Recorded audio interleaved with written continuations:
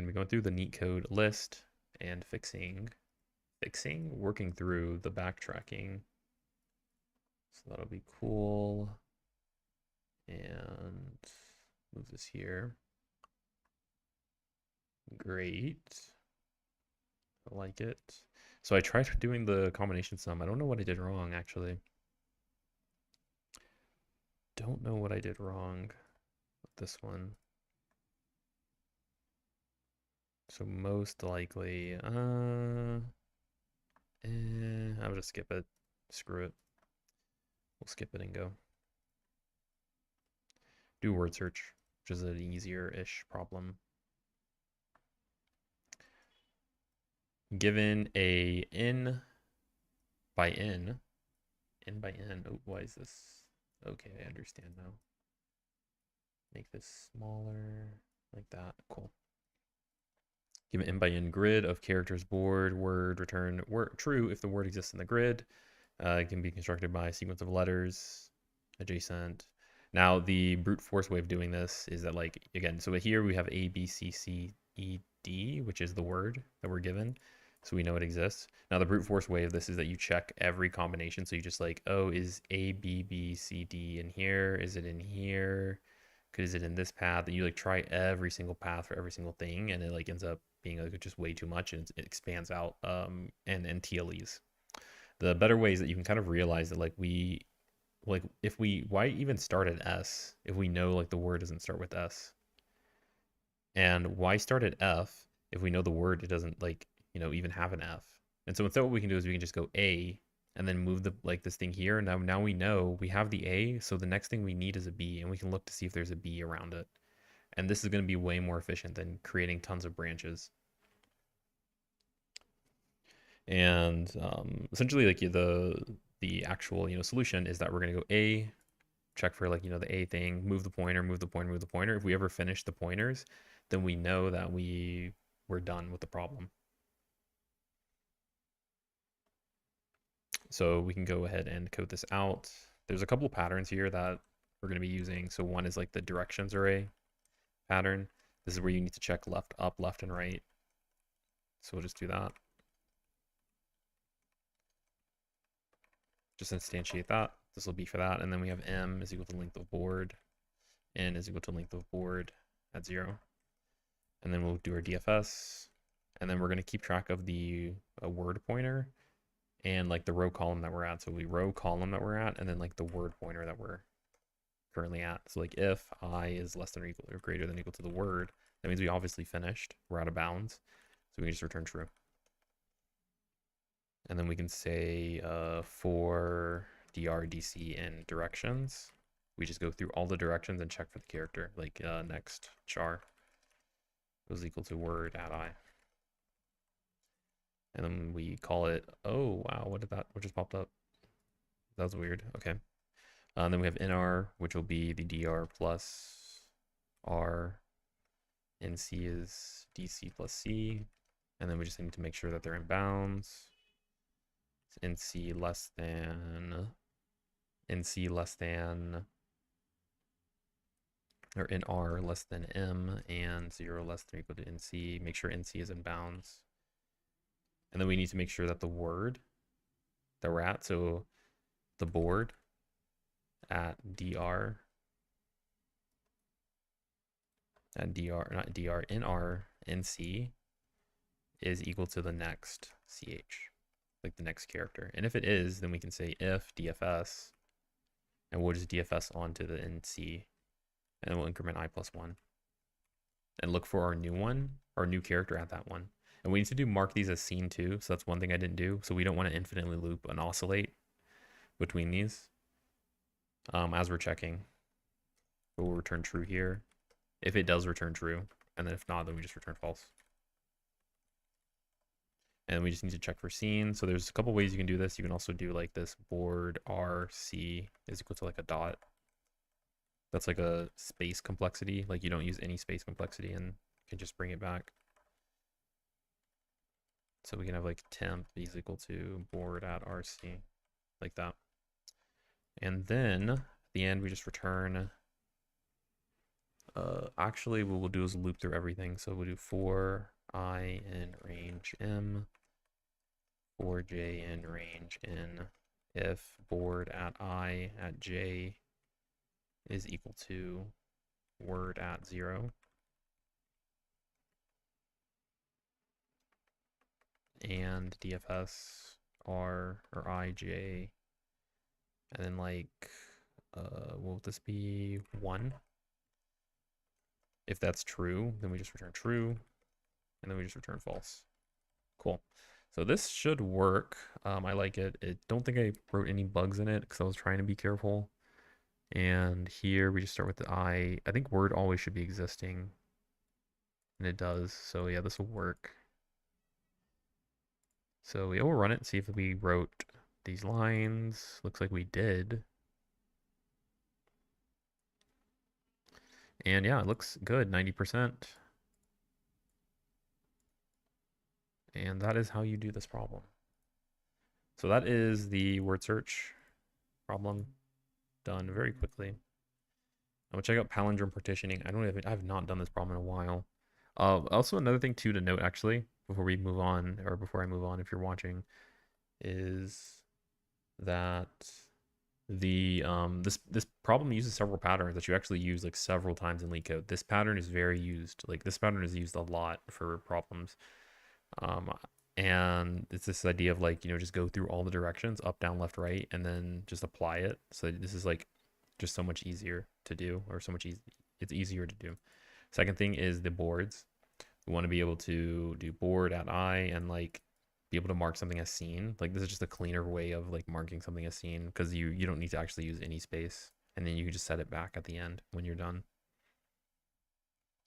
And this is used in a lot of like number of islands, and yeah, this general problem is like used a lot, I think. Okay, let's go here. Given a string S and partition S such that every substring of partition is a palindrome, return all possible palindrome partitionings of A of S. Gee, that's kind of weird, because I don't fully understand that. Oh no, partition.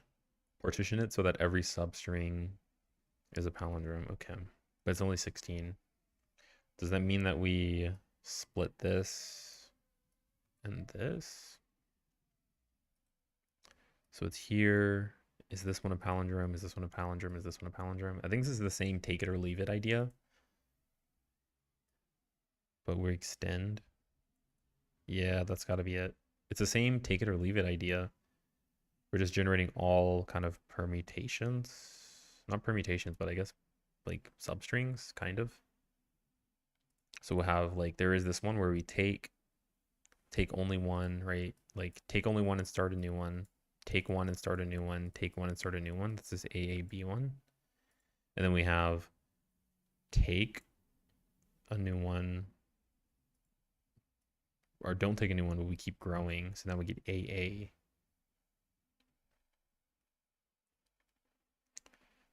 And then we can start a new one and then go with B, and we're like, yes, it's a palindrome. Or we can go like AA and then encapsulate this one, AB, but that's not a palindrome. So how do we know? Problem is, how do we know if we're adding a palindrome or not? Is there a fast way, or do we just check it literally? Like, are you a palindrome before we like start the new one? That's probably it, honestly, is that you just check if it's a palindrome before you start a new one, because 16 isn't that much. So you can probably get away with just checking, is AA a palindrome? Is AAB a palindrome before we start going next and next? So I think we can do for this one is same thing with DFS. And we're going to know that like that we're going to have a character, not a character. We're going to have like kind of like path so far. And then like the current word, I guess, essentially. And then like, and then I actually. So we have three things here. I. So if I is greater than or equal to length of S, then we can do is just check.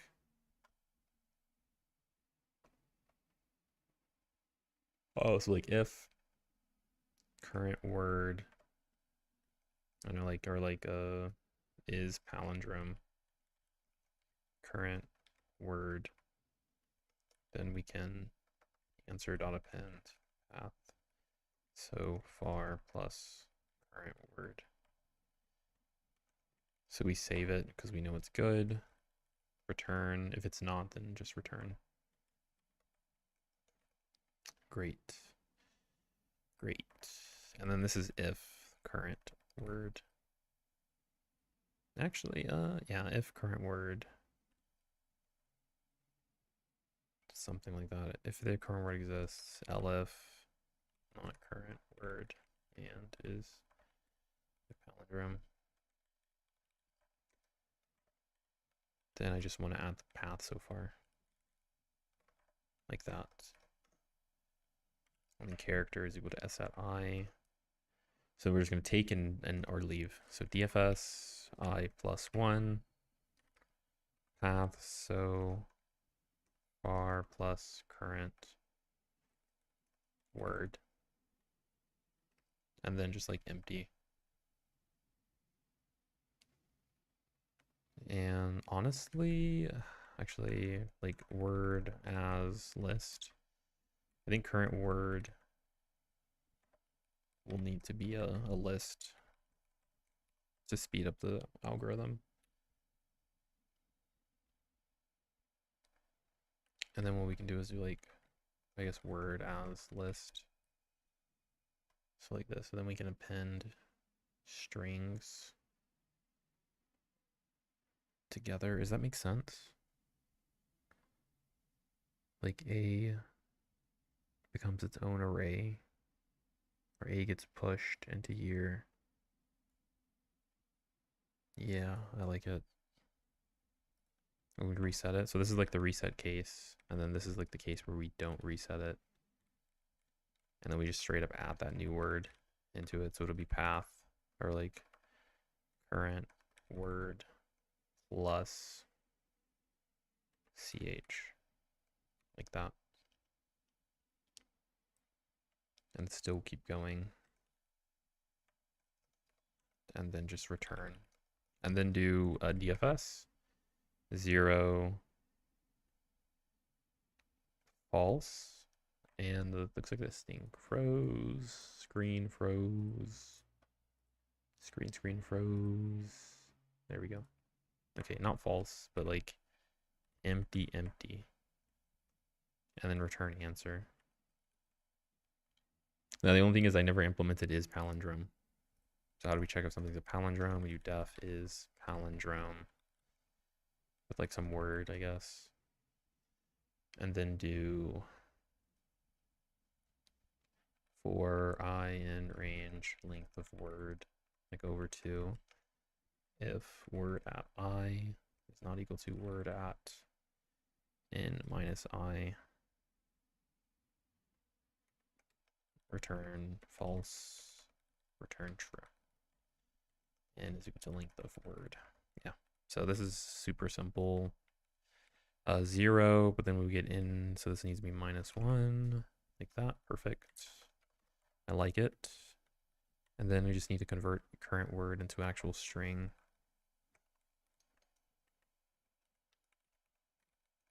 Because it's an array. And I think this is fine. Current word as list, to just pop it as a list.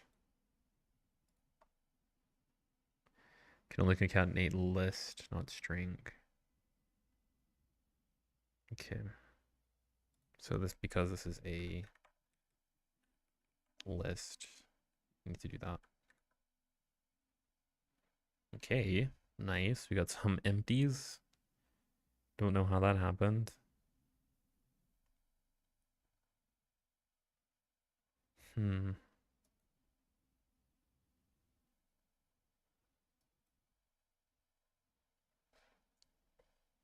This one's close though. It is close.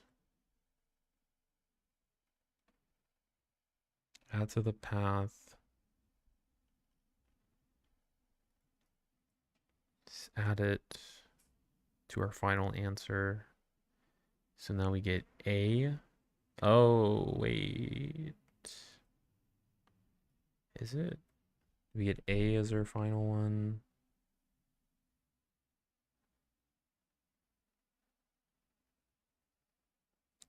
Should this be with plus A? Like add A here and then just do like add it to the path and reset.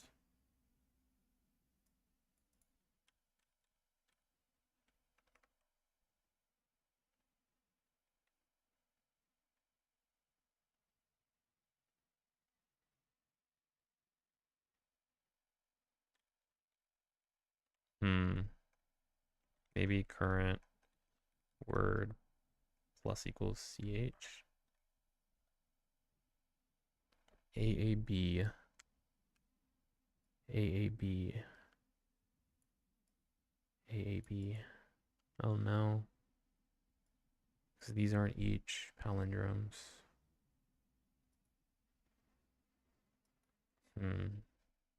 If word as list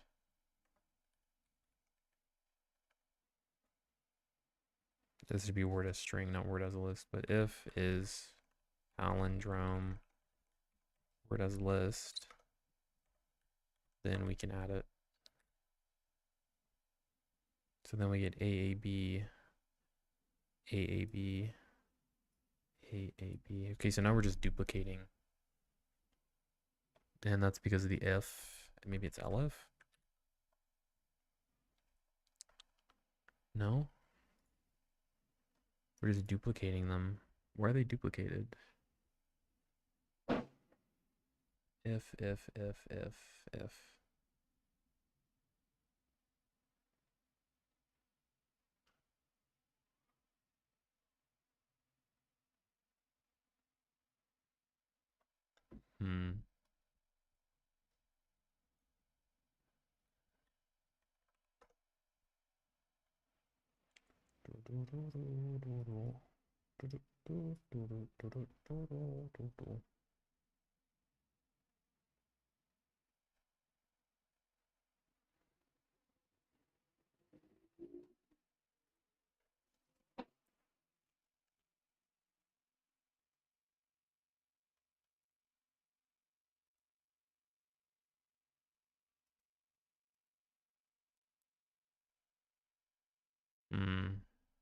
Okay, what's happening here? Not so far, current word. If not current word. Okay, maybe it was that. Maybe. I think this might work. Wow, and it does. There we go. 8 minutes, 53 seconds on this. Nice. Yeah, there might be a faster way of checking if it's a palindrome. Like maybe you only need to check the first digit instead of the word every time. I don't know. Adding. Like maybe you check if it's like even. Then like there's a different rule that applies. Because if no, not even though, because you don't know. Yeah, I don't know actually how to make this faster, but it does work. It does work.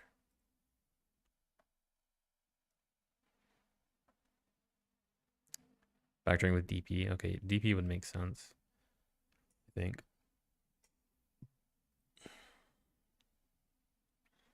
I could probably see DP. Anyways, cool. That's palindrome partitioning. I guess kind of want to recap like what the actual problem is too.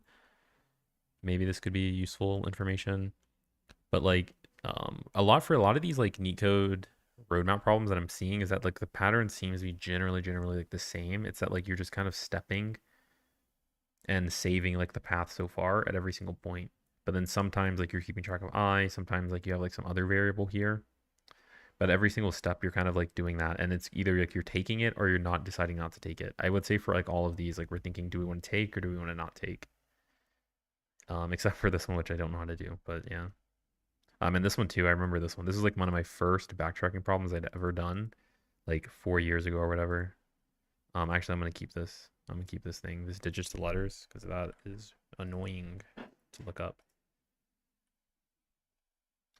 Given a string containing digits 2 through 9 inclusive, return all possible letter combinations that the number could represent. Return the answer in any order. A mapping of digits to letters, just like the one on telephone, is given below. Note that 1 does not map to any letters. Note that 1 does not map to any letters. So we have 2. Well, what possibilities do we have for having a 2? Is that we're going to have an A, a B, or C. And so this is kind of like very, very similar to these. This is very similar to all the stuff I've drawn out here. Like, we're just creating trees. We're creating kind of our own trees. So we're going to start here, right, with like nothing. And actually, in this case, you know, you can kind of see we're starting with 2, 3 or whatever, I guess. But we're going to start here, and we're going to go with we're going to break out the 2. So the 2 can have an A, it can have a B, it can have a C. We just create 3 branches with it, and we're kind of like here. So we know that like we keep track. There's 2 things we want to keep track of. Like, where are we in this iteration? And then like, what's the current path? So in this case, I just wrote the current path, A, B, C. And then we have which index are we at? We're at 1, right? This is index 0, and this is index 1. And now we jump to index 2, right? What's index 2? Okay, well, we look at the map. What's 3? Oh, well, 3 is going to be a D, you know, right? An E, and then F or whatever, EF. And then we can just keep track of what's the path so far, and then store all of these are at our path so far. So that's why we're going to be keeping track of this, and then the path that we're taking so far as a variable. Again, very similar to like all this stuff that we kind of solved earlier. Cool. And you know, if we expand out, right, we just keep expanding the branches. So now we've got like 2 and 3, and so like now we know this is 2, but we always, base case is that we save the number when we've reached the end. How do we know what the end is? It's the final number that's here, so we can base it off position. So that's that problem. I guess a 2-minute explanation on it, and then we can just get to coding it. As I said, I don't want to type out all this stuff, so we can have the mappings here. Keep the mappings, and then just do def DFS. Keep track of I, the path so far, and then actually that is it. It's just I and the path so far, and those 2 things are going to tell us. If for I greater than or equal to, like, you know, in answer dot append path so far, so we know that we've reached it. And then we just say like digit is equal to digits at I, and then like letters is equal to digit to letters, and then we can do it at digit, right? We know that. And then we just do for ch in letters, and we're going to call it new DFS, add our new letter, advance the pointer to our next character, and then do path so far plus that character, and then we just return. And then we can do DFS 0 with an empty path, and then return the answer. And then define what the answer is, right? And then also, this is a list, so we need to combine that list into this, and then a list into, and then we need the length of digits like this. And we fail here because if it's empty, we don't want to return an empty thing. So like if not digits, return just empty.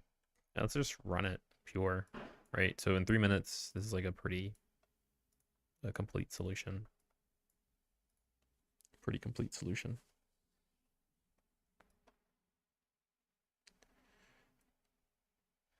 Again, it's like same thing really, honestly. Like a lot of these problems are just creating branches, like just creating a tree. What do we want to store? What do we want to keep? What data do we want to collect? And then just going through the tree and then saving at the base case. And the base case we know when we finish.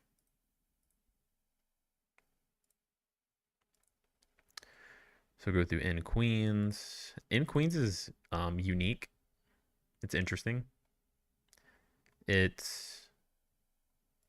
So like there's in queens puzzle. In queens puzzle problem is, can you place in queens on an in by in chessboard such that there are no 2 queens attack each other? Give an integer in, return all the distinct solutions. You may return the answer in any order. Each solution contains a different distinct board configuration of the in queen's placement, where q and dot whatever indicate empty space. And so assuming n equals 4, we want to return all the solutions of where we place those queens. So like how this would go is that you would place a queen. Like the brute force way of this is that you would place a queen here, and then you would try placing a queen here, and then you try placing a queen here, and then try placing a queen here. And then you see, hey, can we even solve this problem? Like, is this a valid solution? And we validate it. This solution is just a little bit too slow because we're going to be tracking a ton of ones that like just don't even work. Now the optimization is that if we place a queen here, we know it's impossible. We should not place any queens here. We know that's the case because they can attack each other. Queens can attack on the same row.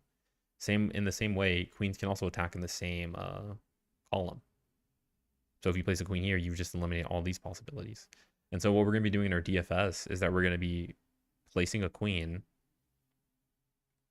and then removing all the other possible locations so that we just don't even consider them because we know it's impossible to do that. Now, kind of an interesting trick for the in queens is that there's a math problem for checking for diagonals. And instead of going through every single diagonal to check if something is in the same diagonal, you can use math and actually, and that you can subtract like values or whatever. And if you subtract like 4, so if you go like 1, 2, 3, 4 or whatever, or 1, 2, 3 here, and then like 1, 2, 3 here, you can subtract and get like essentially like to the same one. In O of 1, you can tell if something's in the same diagonal. That's like using that equation. So it's going to be like if the row minus the column point to the same value, then I think it takes you here. So like if this one is 0, 1, 2, this is a 2, 2. Then like 2 minus 2 is 0. 1 minus 1 is 0. 3 minus 3 here is 0. So you know that these are in the same diagonal. It's kind of like an explanation of the math is that like same thing too if you're here, like if you do it, like you pull everything back to here, to this original square, and whatever gets pulled, basically it works. So that is the n queens problem. That is the n queens problem. So we're gonna have like a def DFS. We will have, I believe, the path so far. So that'll be maybe the row that we're currently at. Again, a bit more difficult because we're not going through this way. Which we are. We have the row column, the path so far, I think, or maybe grid so far is better.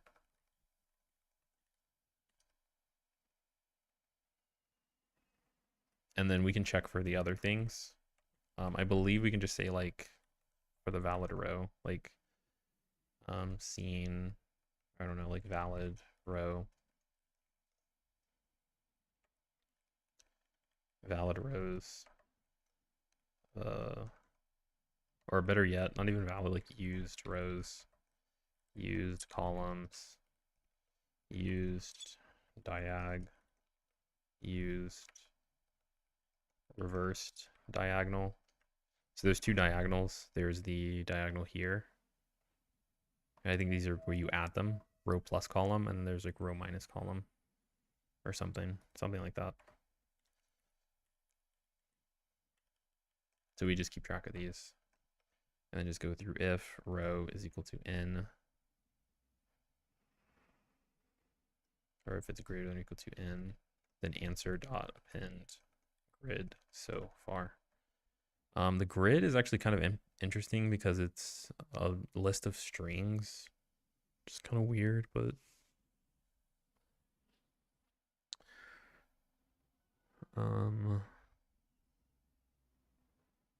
could call it path so far, I guess.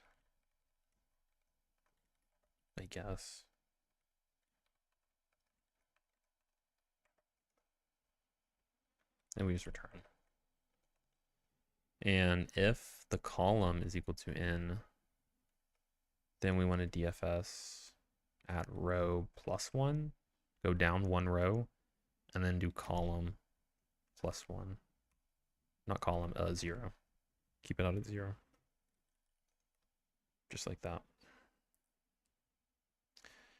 And then we just want to check, can we place it if row not in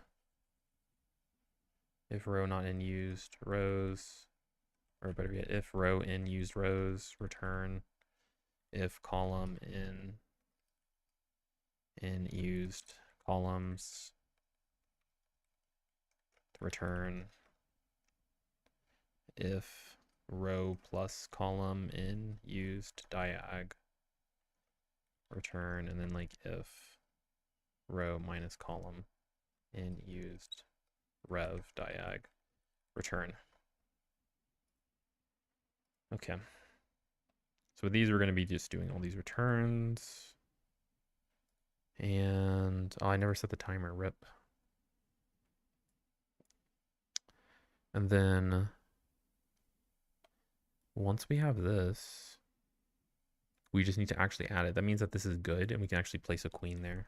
So then what we want to do is say that the column that we have, that we're going to want to place it there. I don't know, I guess like fresh placement is equal to like just dot dot dot. Not even dot dot dot. It's going to be like dot, but like times n. I guess. And then what we'll do is just like DFS, or like rows used rows dot add r used columns dot add c used diag dot add r plus c, and then reverse diag is r minus c. Go ahead and do that. And I wonder actually why is this like yellow? Oh no. Okay. And then DFS. We have fresh placement equals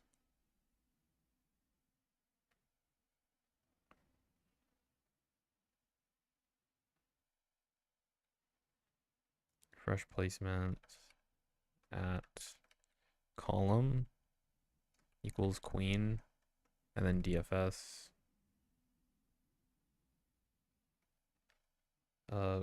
row column plus 1 path so far plus fresh placement.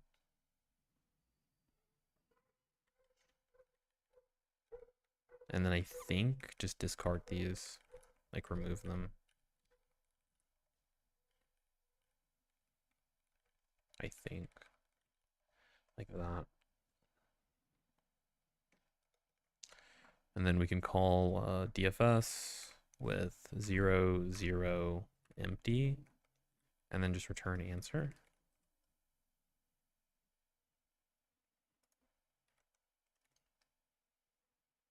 And the answer is like that.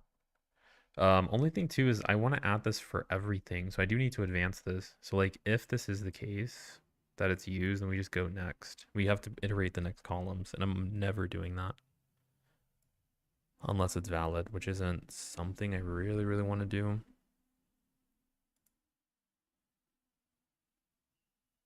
So I would probably rather just try every column for sure. Try every column. How do we try every column? Like 100% try it.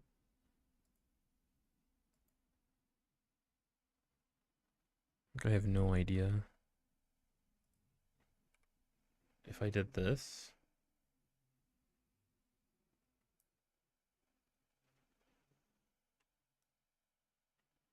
I know this is like almost there.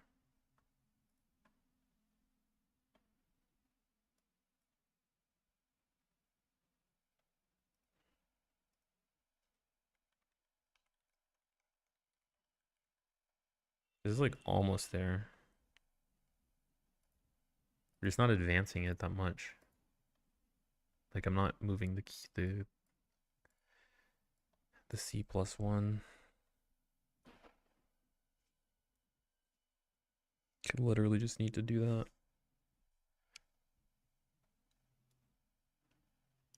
Literally.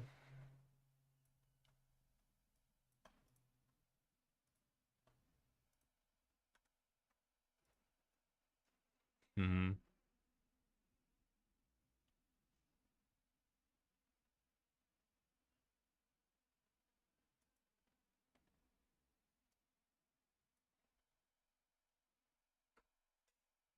Let's see. Okay, can we place the queen at this position? It's like, okay, no, we can't. Okay, well then let's just try it at the next position. How about that?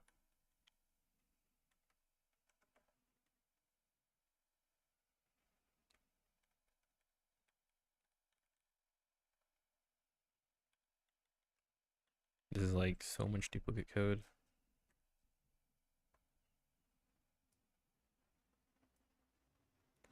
Index out of range? Why?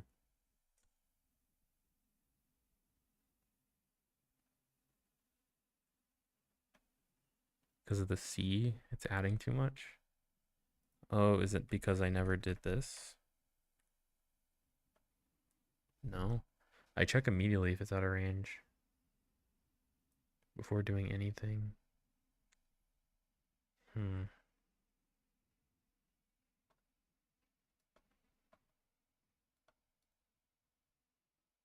Hmm. Don't remember. Or nay, don't know what I'm doing wrong. R plus C, R minus C, I like it. I just need a step. But why is C doing this? I was hoping you'd be able to just spot check this, but we get 0 and 2. 0, we place it. 1, 2. Fresh placements. Oh, I see. No, I got it. Right? It's at 0, but like, it's not actually a thing. This shouldn't be this. It should be this.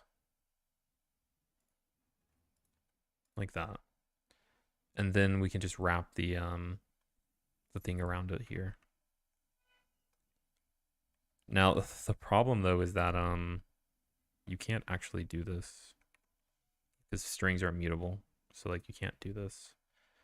So I would have to actually make it a list. And if we make it a list, we can just convert it here. Let's say like dot join. Like that. Okay. And then we converse it. Probably don't mind this. Maybe, possibly. Might be kind of bad. And like that. Okay. Better. It's better. But we're missing something. We're stopping 1 row early. It's like literally just 1 row early.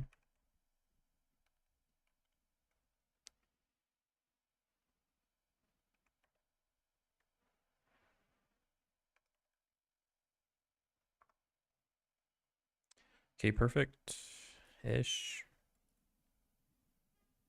Perfect-ish.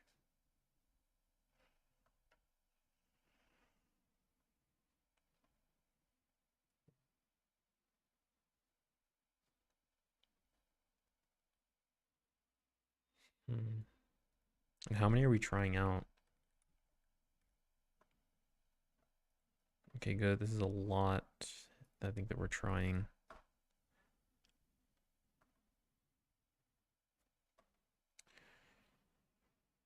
Randomly popped up in my recommended. I'm in the midst of interviews. Godspeed. Thank you, Improver Zero. Good luck on your interviews. Good luck. We're just out here. That said, I've solved like quite a bit of Leetcode problems. I've done 1,200 almost. And I'm just going through this to, I guess because people like seeing it. But just gonna go through like the Neetcode list and kind of see what happens.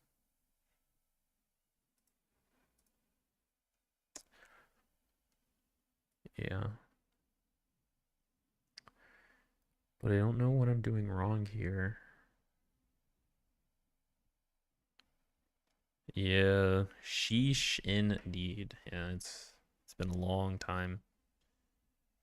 I've never done this problem, been avoiding it. It's not bad. Definitely not a bad problem. And also it's also 100% worth doing. I think for like this reverse diagonal kind of idea, Fuad. Also, what is up? How are your interviews going, Fuad? The But yeah, this I like this idea. This trick is like pretty cool for diagonal stuff. I've seen it used in problems before. And then other than that, it's really should just be a normal DFS like backtracking problem. What's more impressive is the consistency. Yeah, it matters. Consistency is huge. It's huge. But yeah, this problem is not too bad. Not too bad. But yeah, got all this green here. All this green. Also got I got my annual 2024 badge actually a couple of days ago. So 2024 has been crazy. And like comparing like to 2018, man. Oh boy, if I could go back in time, man, and talk to myself, I would actually be working at Google 1000%. If I could just go back in time to 2018 and just tell myself, man, like do a little bit more problems than like what this profile looks like. But hey, can't change the past though. So here we are in the present. Better late than never, I think. The diagonal approach is slick. Yeah, missing something. Oh, wait. Okay, do I need a loop through everything? Is that it? Loop through every column and try placing it? Like place a queen here, place it here, place here, place here. That's got to be it, right? That's got to be it. I think I have to loop for I in range in. And then we say like, I don't know, like a C is equal to I or something.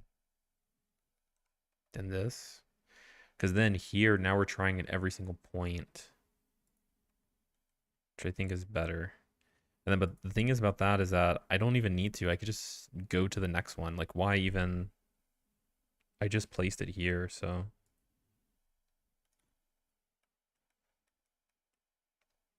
I'm probably thinking about this for like queens too or something, but what's happening?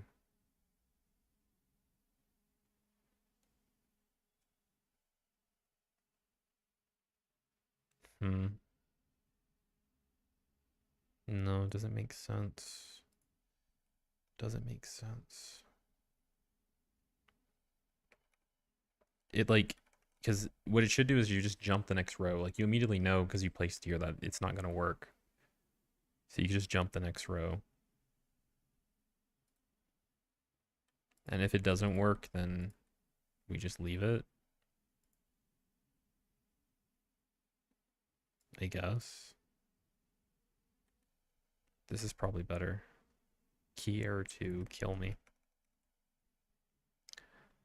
Maybe this problem is hard. I don't know. Maybe I can't do it. 0 to n, 0, add. Check out a new row. I don't understand why I'm getting a key error. Because I added it here. So I know it's inside. Could literally know. And I'm not even touching it anywhere else.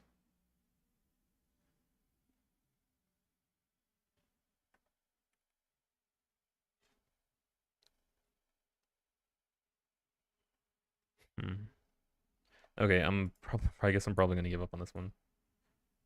Probably gonna give up on this one. I don't know, man. I really shouldn't give up on it though, because I still got like some time to solve it, but It's really hard to debug these. I don't like that's what's really that's really sucks too in actual coding interviews. Like not being able to like writing recursion functions and not being able to like run your code is like brutal, man. It's so brutal because at least here, if I want to debug this, I can start printing stuff.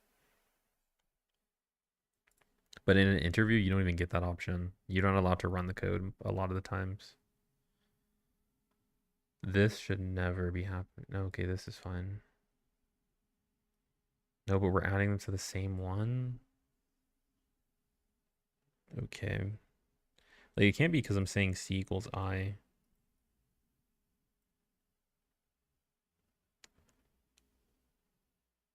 No way.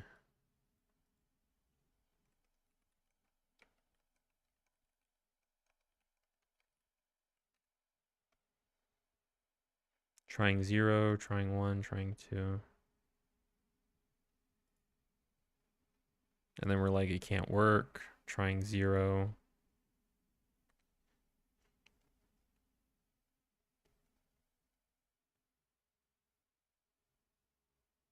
No, I burned this so much. Okay, what if I just try redoing this? By redoing my logic. And maybe that'll give me an answer. So what we can do is we can go to used rows, which I like. Go through every single one, but just iterate it like add a queen here, add a queen here, add a queen here, add a queen here, and go next. And then do the same thing. And then go next. And then do the same thing. And then go next. And then before we even add them, we need to check, is this even a valid placement?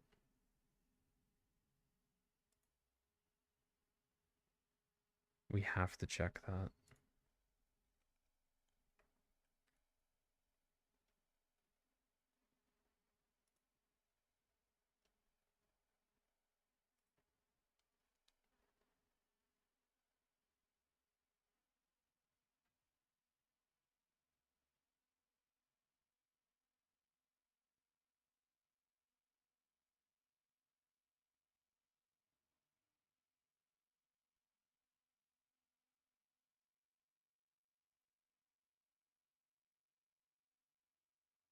And like I could just say discard, but it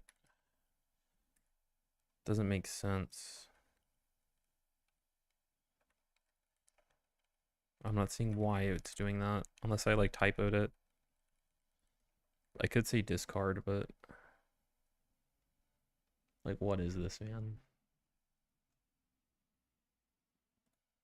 Okay, let's do it if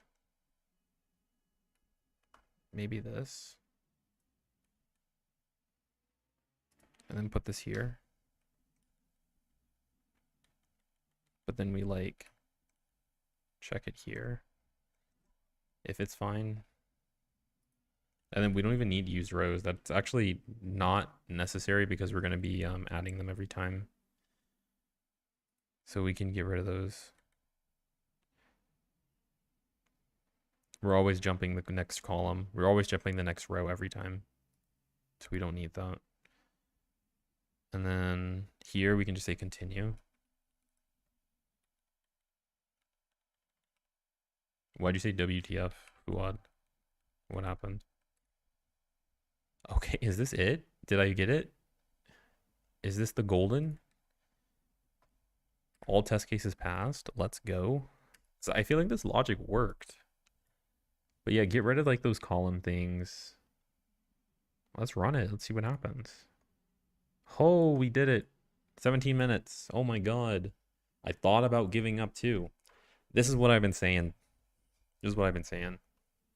You never know when you're solving a problem and you're like, dang, I should just give up. And you never actually know if you're really, really close to solving it. Like you could be borderline solving it and you have no idea. This looks like borderline cheating. What part? Yeah, what part does? So the algorithm is that like we place a queen at every single level. Also, I think this is like pretty fast too, actually. I'm not sure how accurate this is though, but yeah. But we just place a queen here, right? Jump to the next one, because obviously we will never place a queen in the same row. That will never ever happen. So we could just jump next. And then we can say, hey, did we place a queen in this one yet? Right? Did we place a queen in this column or diagonal? And we just keep jumping. Is it, and just checking basically before we do it. And then we just go down to the next one and keep trying.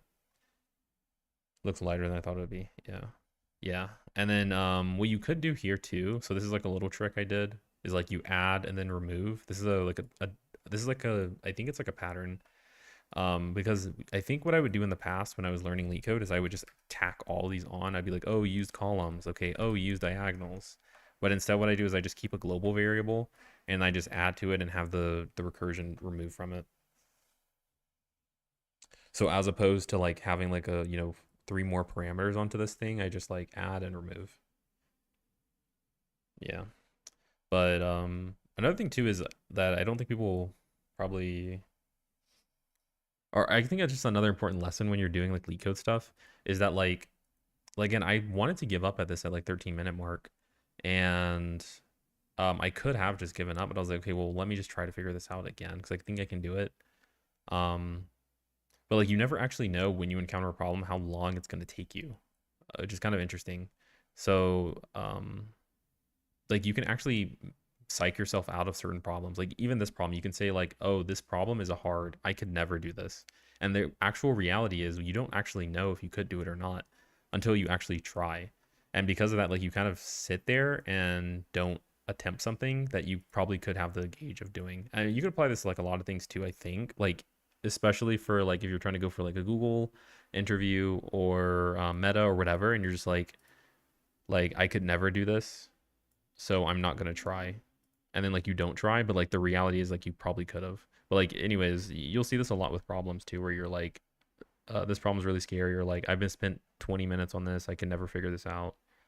And it's really good when you break through that because you kind of intuitively start to realize that like your mind is just like kind of playing tricks on you or whatever.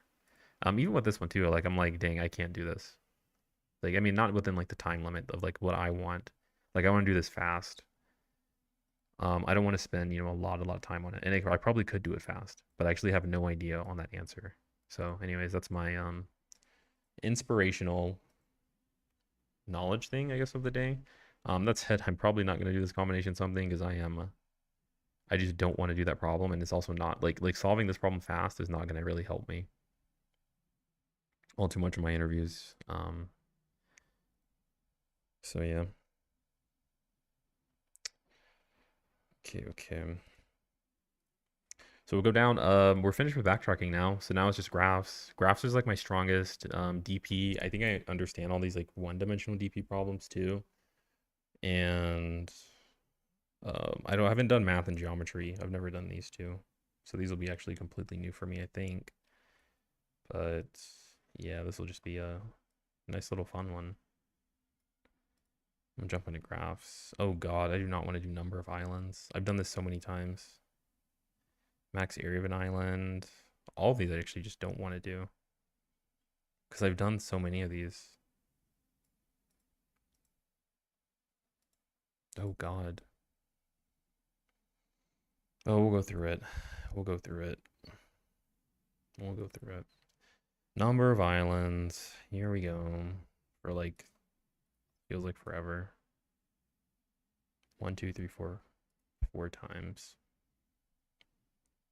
Okay, for this problem, you're given a grid of 1s and 0s. You want to count all of the islands that are there. And islands are something that is like joined by one thing. Like they're kind of all connected to each other. So here we have one island because all these ones kind of connect with each other. But if you have ones that are split like these, this is split. Diagonals don't count, only up, down, left, right. This one is an island. Up, down, left, right has nothing. And then here. So what we want to do is just up, down, left, right, go through these and then just like set them all to 0. So like flip to 0, flip to 0, flip to 0, flip to 0 in a DFS function. Very similar to the backtracking we just did. And then we just want to increment the count by 1 every single time we do that. So just loop through all of these, initiate a flip sequence if we see like a zeros, which will sort of chain reaction into all of these. And the hard part of this is like, how do you actually visit up, down, left, right? And again, you can use this really, really incredible pattern for doing these types of problems, which is like a directions array. So you can define your left, up, down, like up, down, left, right here. And this is a representation of going up, down, and left and right. It's kind of like, I guess, the force that's being applied in some direction. And then you just do like DFS, pass in the row, pass in the column. And then do, what is this? And we can even call this like flip, flip ones. And then you can like flip connected ones if we want to make it more verbose, maybe for like an interview setting. And then what we can do is like grid at R at C is equal to 0. We flip it, and then we go through and flip the other one. So for DRDC in directions, in R is equal to DR plus R, and C is equal to DC plus C. And then if 0 less than or equal to in R, which is less than, you call it M, and 0 less than or equal to in C less than N, and grid at in R in C. If it's in bounds and it's equal to 1, then we DFS and flip it. So flip connected ones at that position. And that is it. And then we just go through the grid very normally. Let's go up here and then do M is equal to length of grid at like that. N is equal to length of grid at 0. And then for I in range M, for J in range N, if grid at I, J is equal to a 1, we can initiate our flip sequence with that position, and then increment the final count. So num of islands plus equals 1, and then just return the number of islands. Now I never initiated the num islands, never instantiated it, so we just go through that and just run it. This works perfectly fine, and I've written this code out so many times that I can run it perfectly in first run. Love using directions, using a couple problems now. Yeah, super useful. And like, you get these problems too in interviews, and like you have like someone who's really experienced at Leetcode who's solved like dozens of problems like these, and like, bro, you can solve these problems in like 3 minutes, and it'll be like a 45-minute interview. They'll give you this problem and you just bang it out in like 3 minutes. It's like pretty crazy what you can do when you just like actually like know this kind of stuff. Like the DFS list, like it looks super impressive being able to like code out a problem in like 3 minutes. I've seen like Chi do it. Like Chi goes insane. Kind of sucks he's not studying for interviews, but he got like a job so fast from his background. What is it? Where is he? Twitch. Chi Impact. Yeah, like Chi goes crazy on those. And it's crazy too that like I've kind of solved like the amount of problems that he has, but like I'm nowhere near his skill level because he's solved like so much more harder problems than I have.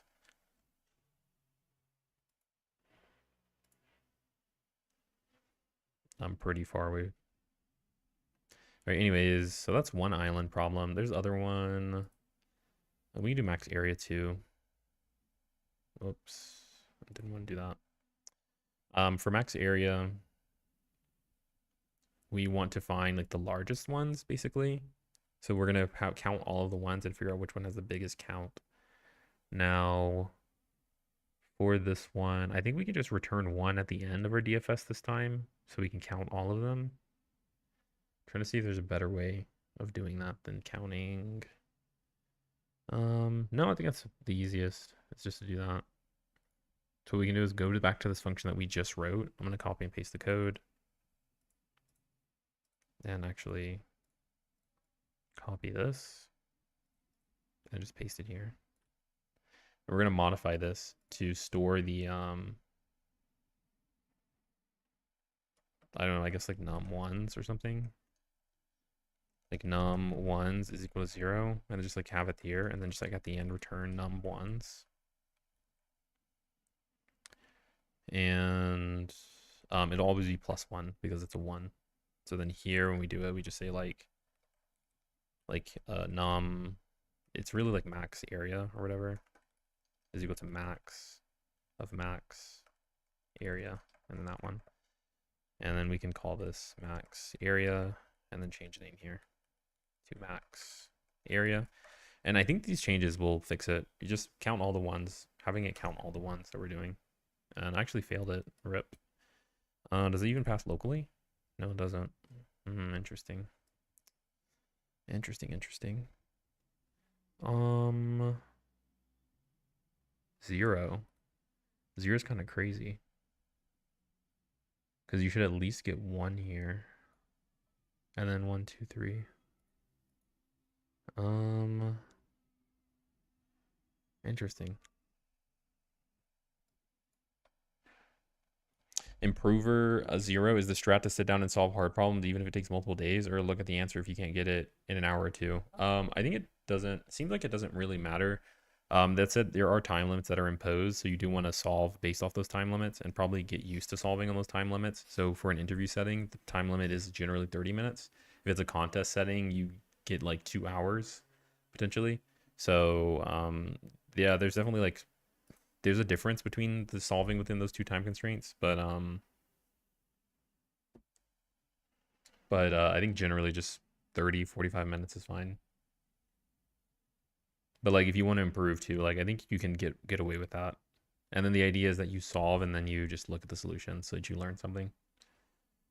If you're studying casually, I try to solve the problem even if it's not optimal or it doesn't pass all cases because of time constraints. Even if it's not optimal or it doesn't pass all the cases. Yeah, you should try to solve the problem for sure. I think for in terms of optimally, I feel like in the interview you're gonna be required to give an optimal solution. So you probably shouldn't just go with easy solutions and the problems that you know or whatever, but you should be considering the optimal. Like you're probably not gonna pass an interview if you can't code optimal, depending on the problem. Okay, 1. How did I do this wrong? I probably like typoed somewhere. What is this? We have a grid for connected directionally. Area is the number of cells with a number value of 1. This totally should do that because I'm doing nums plus 1 every time. Every time I flip, nums plus 1. The problem is I can't actually see what's being returned.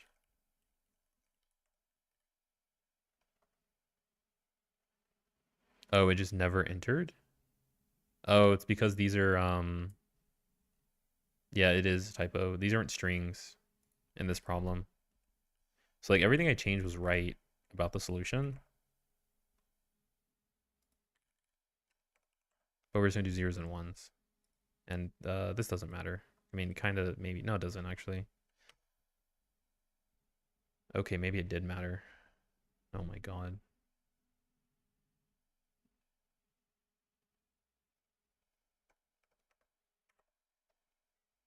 Oh my god. How did I...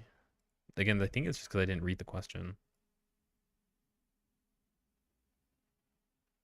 Oh, wait. Why did I make it 0? Cringe.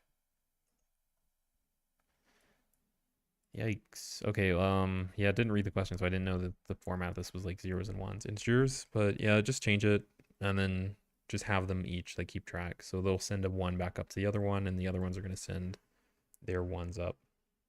So then you can finish this early. So that's another graph type problem. Then we get clone graph. This one's more difficult for me. I solved it for the meta one though. But I think what we'll do is just save this for tomorrow. And we'll go through these. I can solve all of these, I think, tomorrow. If I wanted to. Cool. All right, we're gonna haul it on that one. That's all for this Leetcode stuff. Oh god. Stuff gets crazy. Crazy.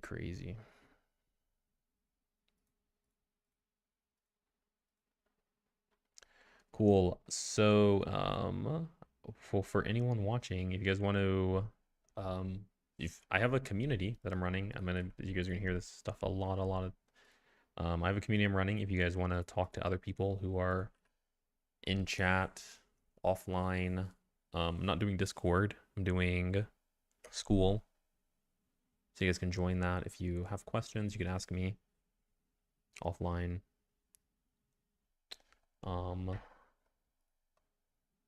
Yeah, join that. If you want to talk or whatever, but hang out,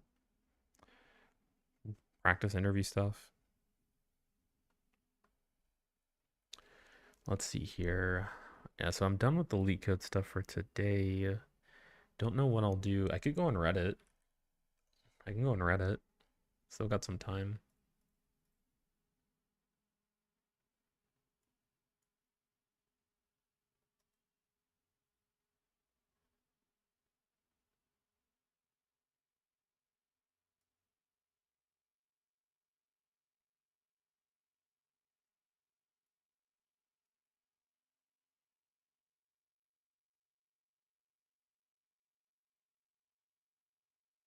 What the heck?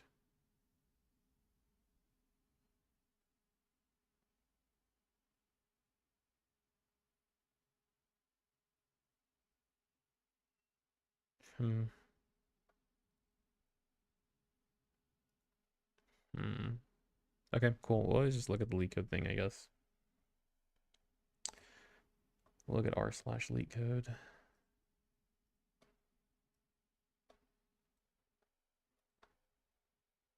Bro, it is like so dark on my camera. I like really need to fix this. I don't think the screen should be yellow, man. I don't think the screen should be yellow. All right, tomorrow's my Google interview. Want to share my journey so far. Fang Mulan. I don't know if I care too much about this though. Like at all. 4%. That's actually really nice to have a Google interview with because it's just like pure DSA.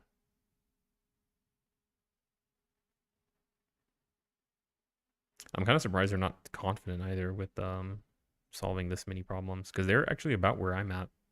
Honestly, like their chart probably more or less looks like mine. Top 10% poster. Do I get this badge? Oh no. I don't have I'm not top 10%. I don't post.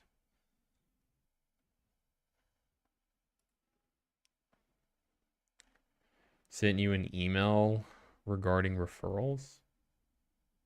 Hello, Elo updated today. You are Guardian. Nice. Yeah, I remember you said that you were expecting to get Guardian, Solaris.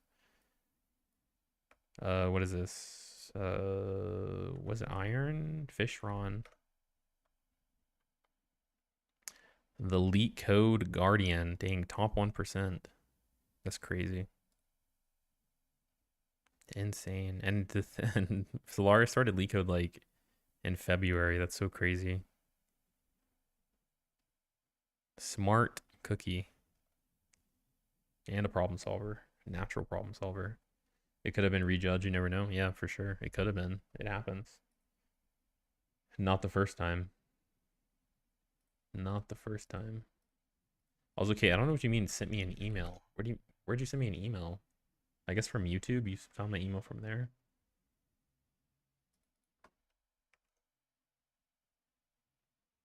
I don't see any email. Unless you mean on LinkedIn. I have no idea what you're talking about. Okay. No, I don't even see anything on my LinkedIn. So I don't know what email you sent that to. Well, before that, yeah, before that I was doing coding games. Yeah, I don't know. You were doing coding games before that. You have the background. Had the DSA background.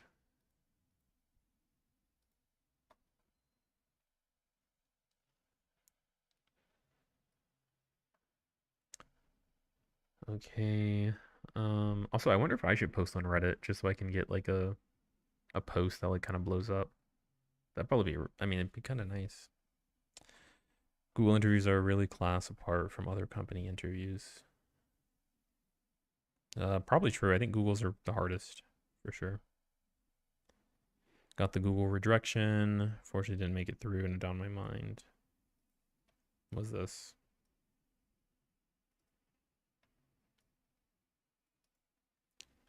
reply again saying I was very close. No feedback.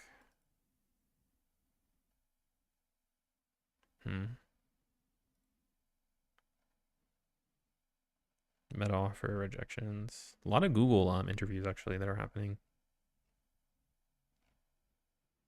Cleared Google. Google is supposed to be harder. They're supposed to be harder for like the Leetcode problems that they ask. But like they're not even that crazy. Like I mean, especially for you too, like being like 2,100. I don't think you're gonna find anything crazy about them at all. But they're just the hardest out of those. Yeah, and above that, yeah, the high frequency trading firms, now they ask actually hard problems. Like they're just way harder than Google's. And they also pay more. And they also make you work harder. Yeah. But you get a lot of respect. A lot of respect from working for a high frequency trading firm. For 700 rejections to building my own DSA learning platform. There's a lot of DSA learning platforms out here, man. I'm surprised this posted well. Seems like a lot of yapping.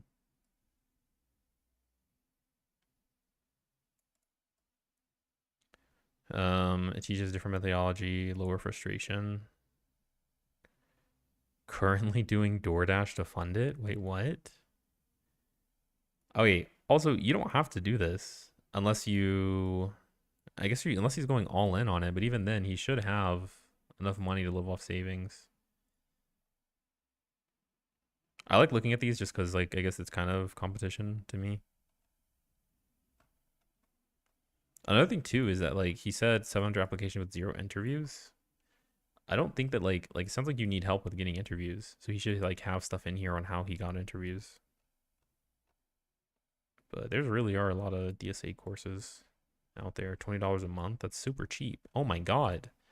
$20 a month. Access to all the courses. I got stuck in Google Team Match, so I may re-interview as it's been halfway in it. That's crazy. Yeah, he built his own platform. Crazy. Yeah, I don't know. It's weird too, because with coding, you can make your own platforms. So it doesn't actually cost you money like it does for most people. Like all it does is cost you time to like code everything. Like I mean, Neetcode's probably like the best example of this, where he literally made everything himself. Like kind of I guess refused to hire anybody, but he just like built it all himself. And like that's kind of the power you have as like a programmer. You don't need to pay, like unless you don't code and you have to pay somebody to code it. But like the non-technical people would dish out like tens of thousands of dollars to software engineers just to get their indie hacking app built or whatever. But don't you have to host servers and stuff? No, servers are super cheap. AWS EC2 pricing. This is how much a server costs.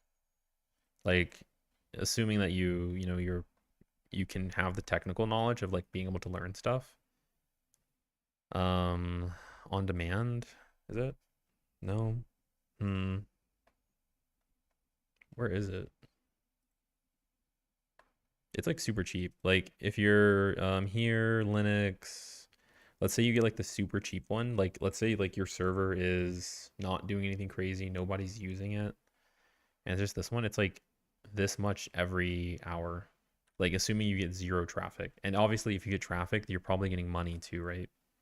So like if you get 1 user on this website, you can probably just afford it.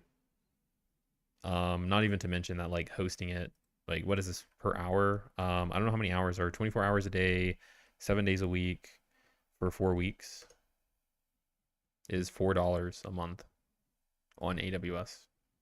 Like just hosting a website or whatever.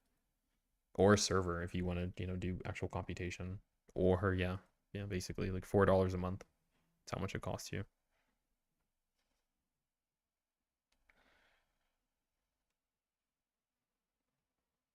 Which is amazing again if you're a programmer, because you get like such a massive leap compared to everybody else who's like dumping money in to try to find and hire a programmer in the startup world, I should say. How do people find online study buddies for coding, mock coding interviews? Discord groups. Okay, cool. Cracking Google internship. I think that's it. I could go to CS career questions, but then that thing is like cancer, so I don't think I want to go to that at all. European spend 575 hours clicking cookie banners every year. Nice. I don't know what that means.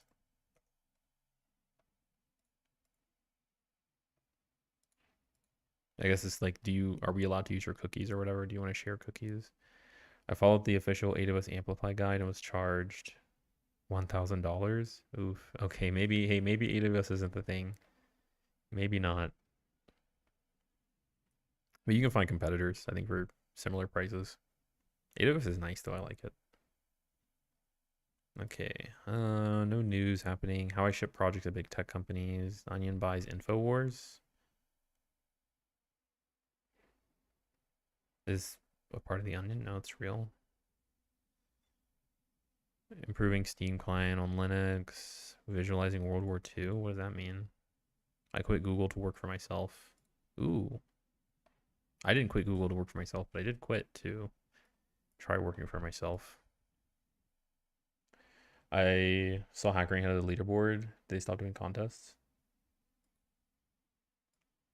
I sent to that email, but if that is wrong, then I can send it elsewhere. My email, I mean, my email is in my YouTube channel. And you can also message me on School. Like, I think you can literally just click like the DM button on School. I think my Discord channel is also somewhere. If you wanted to get in contact with me, you can message me on Discord. There's a lot of ways. All of those should work, to my knowledge. Maybe it landed in spam. That's actually very common. Yep, it landed in spam. Yeah, and also if your messages are landing in spam, you're probably sending out a little bit too many messages to people. And I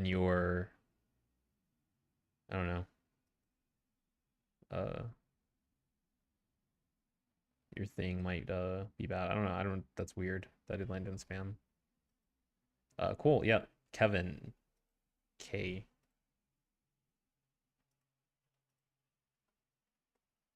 I see. Got you. Got you. Thank you for the email. I saw a hacker rank at leaderboard too. Oh yeah. What was I doing at the oh yeah, why quit Google to work for myself? Yeah, I kind of wanted, like, this is why I'm doing two, honestly, like right now, which is why I'm not really interviewing. Or at least I'm not reaching out to recruiters or applying or anything, because I kind of wanted to like try a working for yourself thing. For the past 4 years, I've worked as a software engineer at Google. Yeah, no problem. Yeah. Thanks. Um, also, bro, okay, this needs to, this we can't be living in this dark. It cannot be this dark.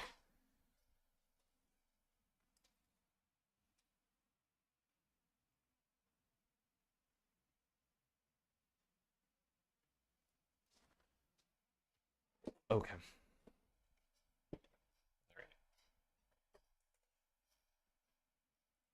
Nice. It sounds cool. Do you think if I get a little better, I can sell courses slash private tutoring? You 1000% can, Solaris. 1,000,000%. You totally can, as top 1%. Yeah, for sure. You don't need to get better, actually. Like the only thing you would need to get better at is just like maybe content or whatever, but like um you can definitely help people learn DSA, I think. I'm pretty sure. I'm very confident actually in that statement. And I would say that because there are so many people teaching DSA and like learning DSA, and um yeah. And I think you have like some probably high level qualifications with this. Yeah. Yeah, that's the only barrier, is just like your English would be anything. And again, I don't even like, I think your English is fine. But like if anything, like if it really is just like, can you explain? And but I think you can already do that. I think you're also qualified too. I think you already have like proof too that you're good. So, and yeah, also same thing too. I think that's what Leetcode does actually. So Leetcode, I think he's a little bit more private though. I think he's a bit more private, but I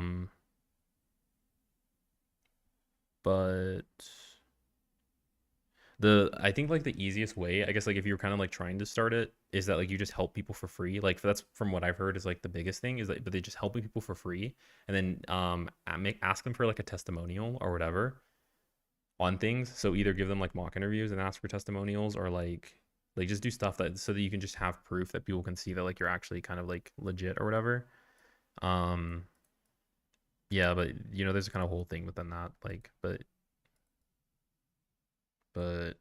I think DSA is also really saturated, but I think it's possible for sure. Yeah, yeah, a testimonial is in like as in proof that somebody has that like this thing works. I think most companies will do that. What's like a testimonial or something? I don't know. What's a good website? I don't know. AWS testimonials. Do you think they would even bother with testimonials? Customer success stories. So it's just like this stuff. So it's either a video. Video is like the best. If you can get like a video of the person saying how like that they love your product or that they love like what you did or that you helped them. Um, or having like words is like secondary best. But if you get that, like help people for free and then just get them to say like, hey, yeah, like this person helped me by doing XYZ. Yeah, like proof. Like because nobody's gonna like believe. Like it helps with people believing because people are pretty cautious. What platform are people using? Like Ericto and like Leetcode? My guess is I don't know what platform they use. I have no idea. I don't talk to them. I don't talk to either of them. But um there's a lot of platforms out there. I mean, it's probably something you research, honestly. I could talk to you, I guess, message you about it if you want.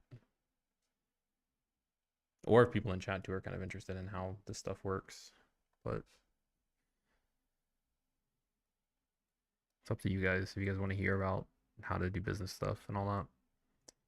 Okay, for the past 4 years, I worked as a software engineer at Google. On February 1st, I quit. It was because they refused to buy me a Christmas present. Well, I guess it's a little bit more complicated than that. The first 2 years, wait, how long is this? Oh my God. Okay, I was like, bro, I cannot be reading a yap fest. Okay. The first 2 years, 2 years in, I loved Google.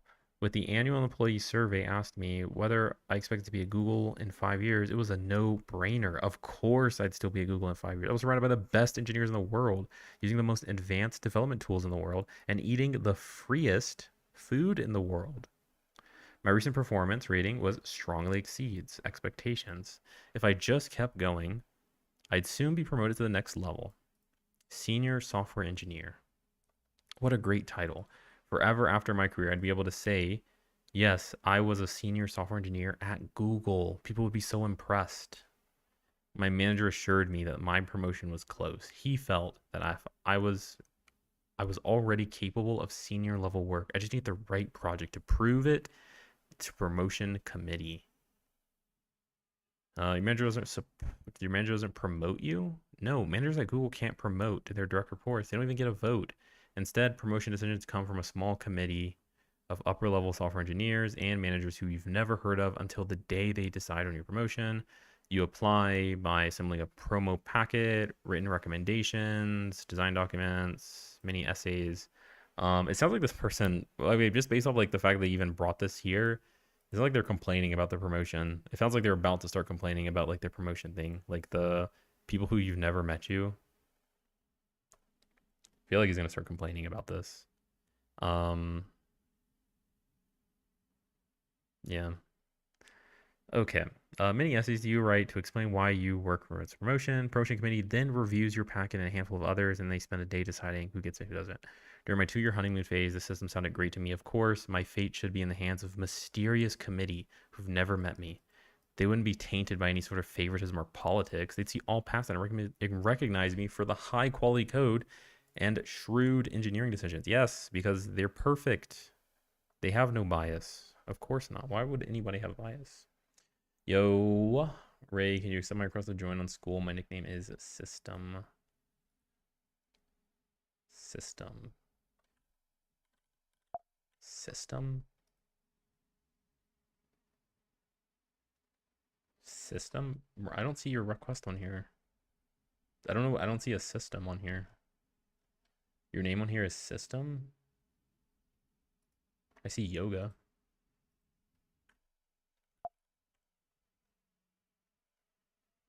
I see yoga. I don't see a system.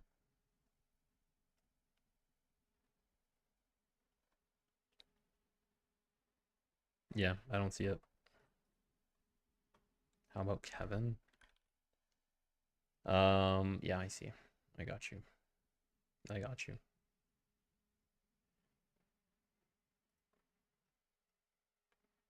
There you go. There you go. There you go. Jaguar Yoru. I got you. I think you should be there. Oh, you should be there now. Cool. Manager doesn't promote you. That's not really how it works. Yeah, like I mean, this idea. Uh, I don't know. Like I don't know. I feel like I've heard too that like you can cheese the promotion system like so hard because like they're just looking for like benchmarks and they're not even like verifying like looking that deep into them. Like for example, like your CL count, like the amount of pull requests, the amount of code you merge into Google is like significantly impacting it, and you could just like BS those. That's what I heard. I don't know, but I don't know anything about promotions. But like this idea of that you kind of have like this all-seeing visual person. Like I think the biggest lie for software engineers is that like if you work at Google, like you're so smart and like an amazing engineer. Like or that even on the contrary, that if you don't work at Google, you're like not a good engineer. Um like the fact that like in a 1 hour like span that like your entire like kind of future or like not even 1 hour, sorry, like 4 hour span of interview that they can tell like anything about you or like they have like omniscience into you and without any mistakes is like just completely wrong. So you can be an amazing engineer and still fail and also be the worst engineer and still like slip your way in. Just because like it's just 4 hours. I mean, how much can you really know about somebody in 4 hours? Imagine you marry somebody and you only spend 4 hours knowing them. It's like it's just based off signals. And like the contrary is that like people will inflate their egos with the Google, and then people will contrary like also in the same way kill their egos, I guess. Not kill their ego, but like be in just in depression because they can't like reach these levels. And like it's just like a ton of suffering. And like for the people here, like they have like a different they have like their own kind of suffering too. Which I think is like what this person's my guess is going to be what they're experiencing. I don't know. Getting promotions has been tricky for me if you don't have a manager that will fight for you. Yeah. Yeah, that's another thing I've heard too is that it's very dependent on your manager. And so like if your manager sucks, then like you should probably just leave or switch teams. But you need to leave that manager or else like you're just never going to get promoted. Then there's like scenarios like that. So I don't know, that's what I heard. I don't know, but no managers at Google can promote their direct reports. Oh yeah, okay, wait, hold on, we're here. Okay, but we're putting it together. I handed it. Never thought about the logistics. In my head, the promotion committee was this omniscient and fair entity. If I spent each day choosing the right problems to solve, making the code base better, and helping my team execute efficiently, the promotion committee would magically know this reward for me. Unsurprisingly, it doesn't work like that. It took me 2 years to figure that out. This is I was like I was like disagreeing with somebody because they were saying that like, oh, like I don't know, like promotions is like it's easy or whatever or something like that. It was like that like everything to do for promotions is like kind of like out of the hands of your control. Um, but I feel like you can avoid stuff like losing 2 years to figure this stuff out. And like you can get promotion so much faster or whatever, or like just navigate your career so much faster if you just have someone who can just explain all this stuff to you. Like imagine you're a fresh new grad or whatever, and you're like you think the world is supposed to work that way, but like in reality, it's like something completely different. You spend like 2 years doing that. Like I feel like if you just have some kind of person, right, like it just helps you massively. Now, obviously, in the thing I was talking about was like you pay somebody for this knowledge. if you don't have access to that person who will walk you through and hold your hand. But yeah, I feel like it's like a very tricky thing, and like I don't know, man. And if if I take somebody like 2 years, like a lot of people, it just takes years before they even figure out how this stuff even works, because it's like weird, minute skills and like a corporate Kool-Aid or whatever, and getting on the right side of people so that they don't like talk shit about you to your manager or whatever. I don't know, like just doing like weird stuff. Um. Anyways, yeah. See, like metrics or it didn't happen. Like the pipeline didn't record many metrics. The ones I don't even know if I want to. Okay, we'll keep going. My main responsibility until that point was a data legacy pipeline. It had been in maintenance mode for years, but load had increased and the pipeline was buckling under pressure. It frequently died or silently produced incorrect outputs. Its failures took days to diagnose because nobody had written documentation for it since its original spec. I proudly and lovingly nursed it back to health. I fixed dozens of bugs, wrote automated tests to make sure they wouldn't reappear. I deleted thousands of lines of code that were either dead or could be replaced by modern libraries, documented the pipeline as I learned so much institutional knowledge that was available, that the institutional knowledge was available to my teammates instead of siloed into my head. The problem was, as I discovered at promotion time, was that none of this was quantifiable. I couldn't prove anything had a positive impact on Google. Metrics or it didn't happen. Ice cold chillin'. I honestly don't think promotions are worth it. A lot of initial work up front and marginal benefit after, and then more responsibilities. Yeah, like I think it can be worth it if you want to keep your team. Maybe if you got like a chill spot that you want to stay at, because it kind of sucks having to leave a company and then kind of like YOLO, are you gonna get a good team or not? And then like you're overworked or whatever, or like yeah, getting on call at like 3 in the morning or something. Yeah. I'm gonna have to jump companies to get promoted, which is probably a common scenario for folks. Yeah. Yeah, that's like the thing that I think a lot of software engineers are doing if they want to like kind of grind careers is you do like the like you're at this company or whatever, and then you kind of leave and you're at like a higher level or whatever. You're kind of like the higher tier for that, as opposed to like doing like a vertical like step up like here. And you can just like swap over, and it's like easier, I guess, because you have to do. I mean, Leetcode stuff, but yeah, metrics or it didn't happen. The pipeline didn't record many metrics. The ones it did have made it look like things had gotten worse. My bug discoveries caused overall bug count to increase. The pipeline's failures increased because I made it fall. I made it fail fast on anomalies instead of silently passing along bad data. I drastically reduced the time developers spent repairing those failures, but there was no metrics that tracked developer time. That is rough. That is super rough. I Yeah, that's kind of interesting. So he saved developer time but had no way of tracking it. I wonder if you could like ask the developers like how much time they spent doing it, and you have to kind of like generate your own report. Feels like that's like a pretty significant thing. I don't know if they would even care about that though. If they care about like um data collected from other people, so if like 100 engineers say like I spent 100 hours doing this or something, I don't know. I wonder if you could do that better. I don't even know if they care about any of that stuff. My work didn't look so good on paper either. Wait, what's this? Then more responsibilities. It's more time efficient to spend that time getting good at interviewing. Yeah. My other work didn't look so good on paper either.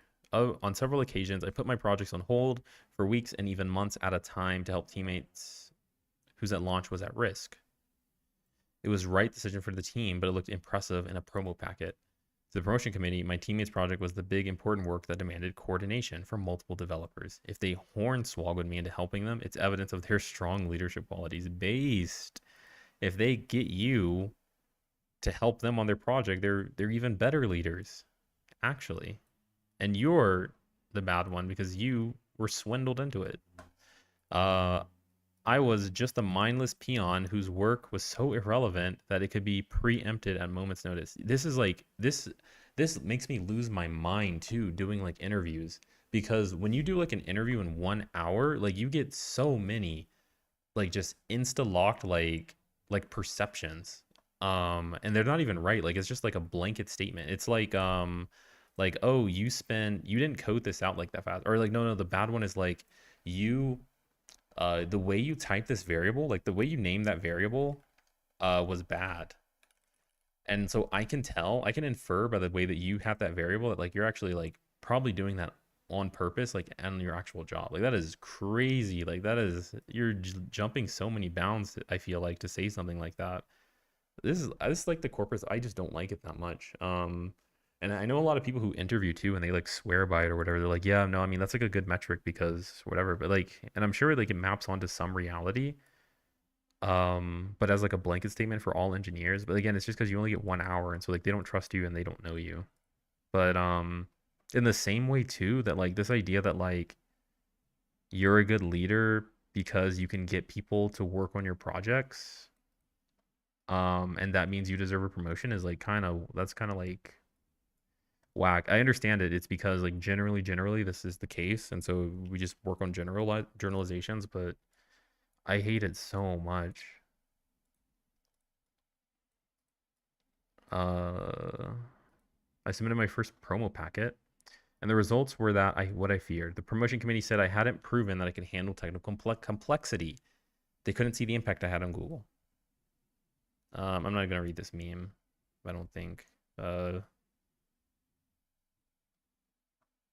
Project feature with no end-to-end tests. Google. Oh, is this like a Google meme or whatever? I don't know. Whatever. Okay, learning from rejection. Was this it? Oh my god. He keeps going. Oh no. I don't know if I want to read all this. I actually like it though. I'm not gonna lie. I'm not gonna lie. I actually kind of like it. I actually like it. We're gonna keep reading it because I like it. This guy's me. He's me, but 4 years in the future. He's me 4 years in the future. First year as a solo developer, second year, third year, fourth year, fifth year, sixth year. He is me. I don't know what he does though. I kind of want to see this actually, just really, really quickly. What has he accomplished? Oh, bro, what? $900,000 in revenue? What's gross? 200K? That's unreal. I mean, it's not his Google salary though, interestingly enough, I think, for 23. What does this plus mean? Does that mean he made more? Or does that mean that I'm confused. 200K in 23 is crazy though. Total revenue. So 23, 22, he didn't make any money though, apparently. This can't be for the year, right? No, 18,000 change. Hold on. Is my math wrong or what? 10K net profit, which is like nothing. Oh, wait, hold on. Also, is this just payroll? Like, is he including his own payroll into this?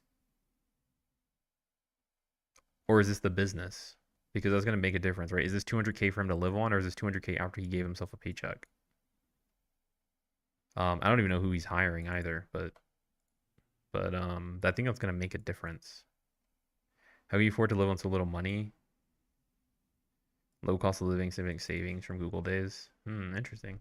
Okay, so I think it took it seems like it took him a long time to make any money though, which is probably accurate for being a solo developer, honestly. But yeah, that's probably yeah. Wait, what's up? Long story short, he's rich based. He's not a bad storyteller compared to the last year. In 2022, he made 10K. In 2023, he went from 22. Yeah, that's crazy. In 2020, he actually lost 3.5K. Yeah, year over year profit increase. In short story, he's rich because he's rich, which allows him to do that working at Google. Yeah, I honestly I don't think it takes 3 years to to make a profitable business. Honestly, I'm not really sure what he's doing. First year, it looks like he made 20K in profit. There's that negative. I'm confused. Am I crazy? He lost 3,000. I work with an excellent developer who handles all the coding and web design, so I can just write. Huh? Wait, what? This blog. Oh, these are projects. Okay, lost 3K on that. Lost 1K, 7K, 1K, lost 2K. Bleeding dry. Bought a house, but he's so happy. That's, yeah. I mean, honestly, that's probably me though. I'm just burning money doing all this. Um, I don't think it takes that long though. But yeah, you do need like a certain set of skills, and then like once you acquire those, I think it goes kind of well. This one, net profit like basically nothing. Tiny pilots, finances, sales, raw materials. Does he mention if he's giving himself a salary or like paying himself? I was kind of curious about this. Do I still love it? At scale, limited by capital. You can't hire skilled roles with expert guidance. With Tiny Pie, there's enough money coming to hire teammates or make sense.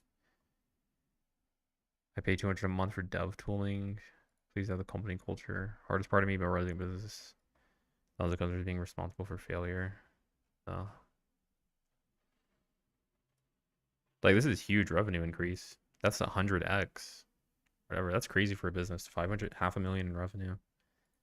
I think he's doing well. Anyways, okay. Anyways, got super distracted on that. I do want to look at it a bit more, but I don't know what the heck he's even doing. All right. Why do you leave Google? Why do you leave Google? I think he's negative 20K in total. Yeah, you know what's interesting too is that like if he really, I think he could probably cash out maybe. Like 900K in sales revenue. Like, he spent 40K on advertising. Like he probably could have just, I mean, maybe cut. Like he could probably just cut one of these if he really wants to. I don't even know what raw materials is. 300K. I don't know. Yeah, it's crazy. But he just has like plus revenue. I think this is added tacked on. So I think he's making 400K a year. I think it's plus where he's making 400K a year, like just in profit. And he could just like reinvest that into the business to try to crank out more money. Or no, I don't even know, man. I was personally surprised. I mean, okay, I worked less than, no. Okay, I'm dumb. This isn't 2024. He hasn't written one for 2024 yet. This is just 2023. Yeah, this is literally 2023. He's at 230K. Okay, nice. Cool. Anyways, all right, I'm gonna finish this and then I guess that's basically it.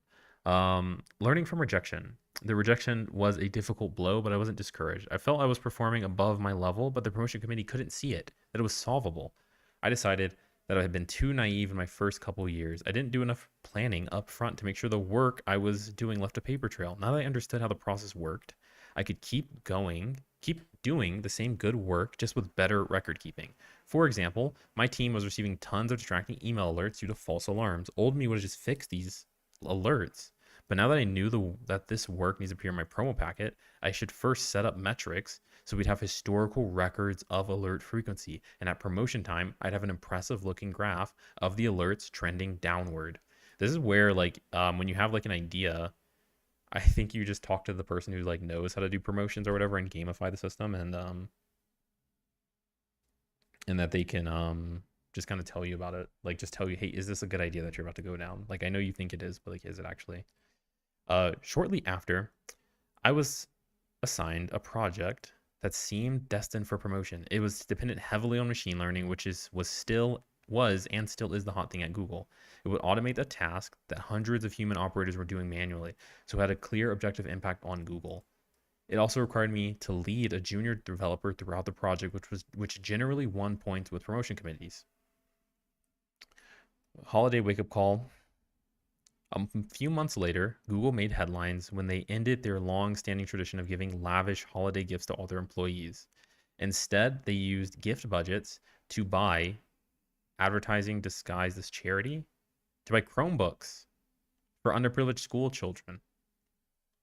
Shortly after this, I witnessed the following conversation between two employees. Employee A, you are effectively still getting the gift. Cuts like these increase the value of Google stock. You can sell your stock grants and buy any present you choose.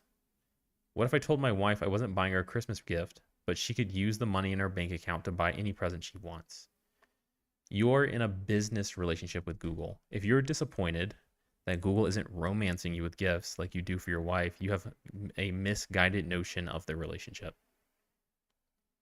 Wait a second. I was in a business relationship with Google. It may sound strange that it took me 2.5 years to realize it, but Google does a good job of building a sense of community within the organization to make us feel that we're not just employees, but we are Google. That conversation made me realize I'm not Google. I provide service to Google in exchange for money. So if Google and I have a business relationship that exists to serve each side's interests, why was I spending all my time on these tasks that served Google's interests instead of my own? If the promotion committee doesn't reward bug fixing or teamwork, why was I doing that? Okay. Sounds wild. Wild, wild. Then my project was canceled.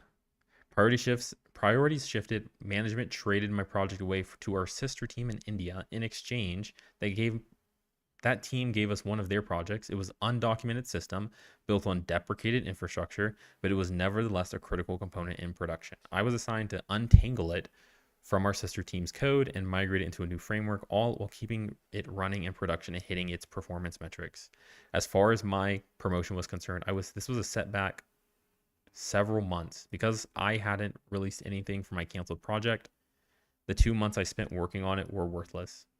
It would take me weeks just to speed up the system I was inheriting. I was liable to lose several more in grunt work of keeping it operational.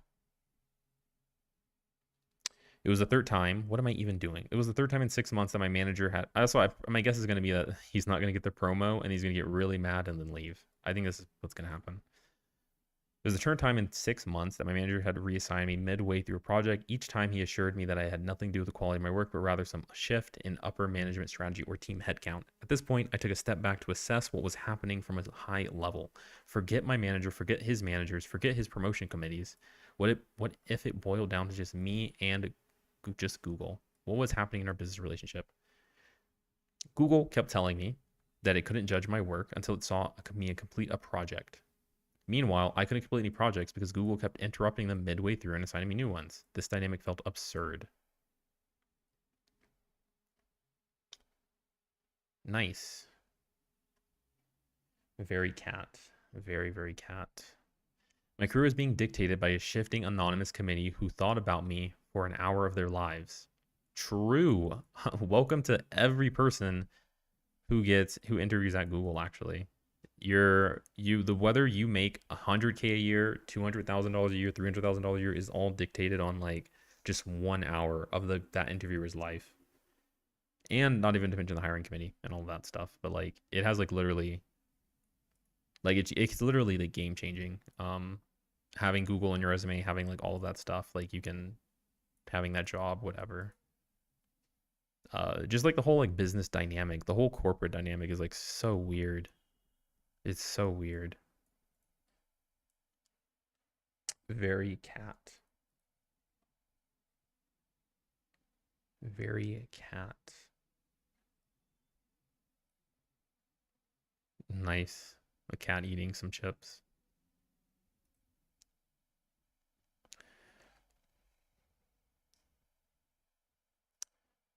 Worst of all, I wasn't proud of my work. Instead of asking myself, how can I solve this challenging problem? I was asking, how can I make this problem look challenging for a promotion? And I hated that.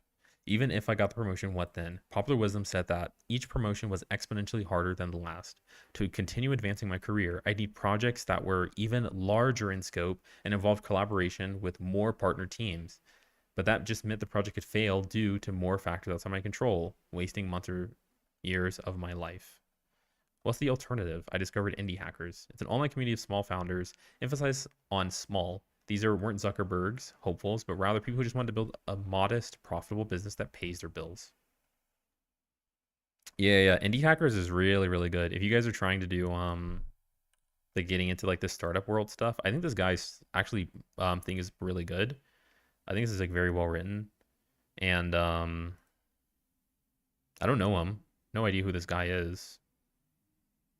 But um but yeah, no, he his recommendation or whatever for like, I mean, this Indie Hackers thing, he's not recommending it, but he did mention it.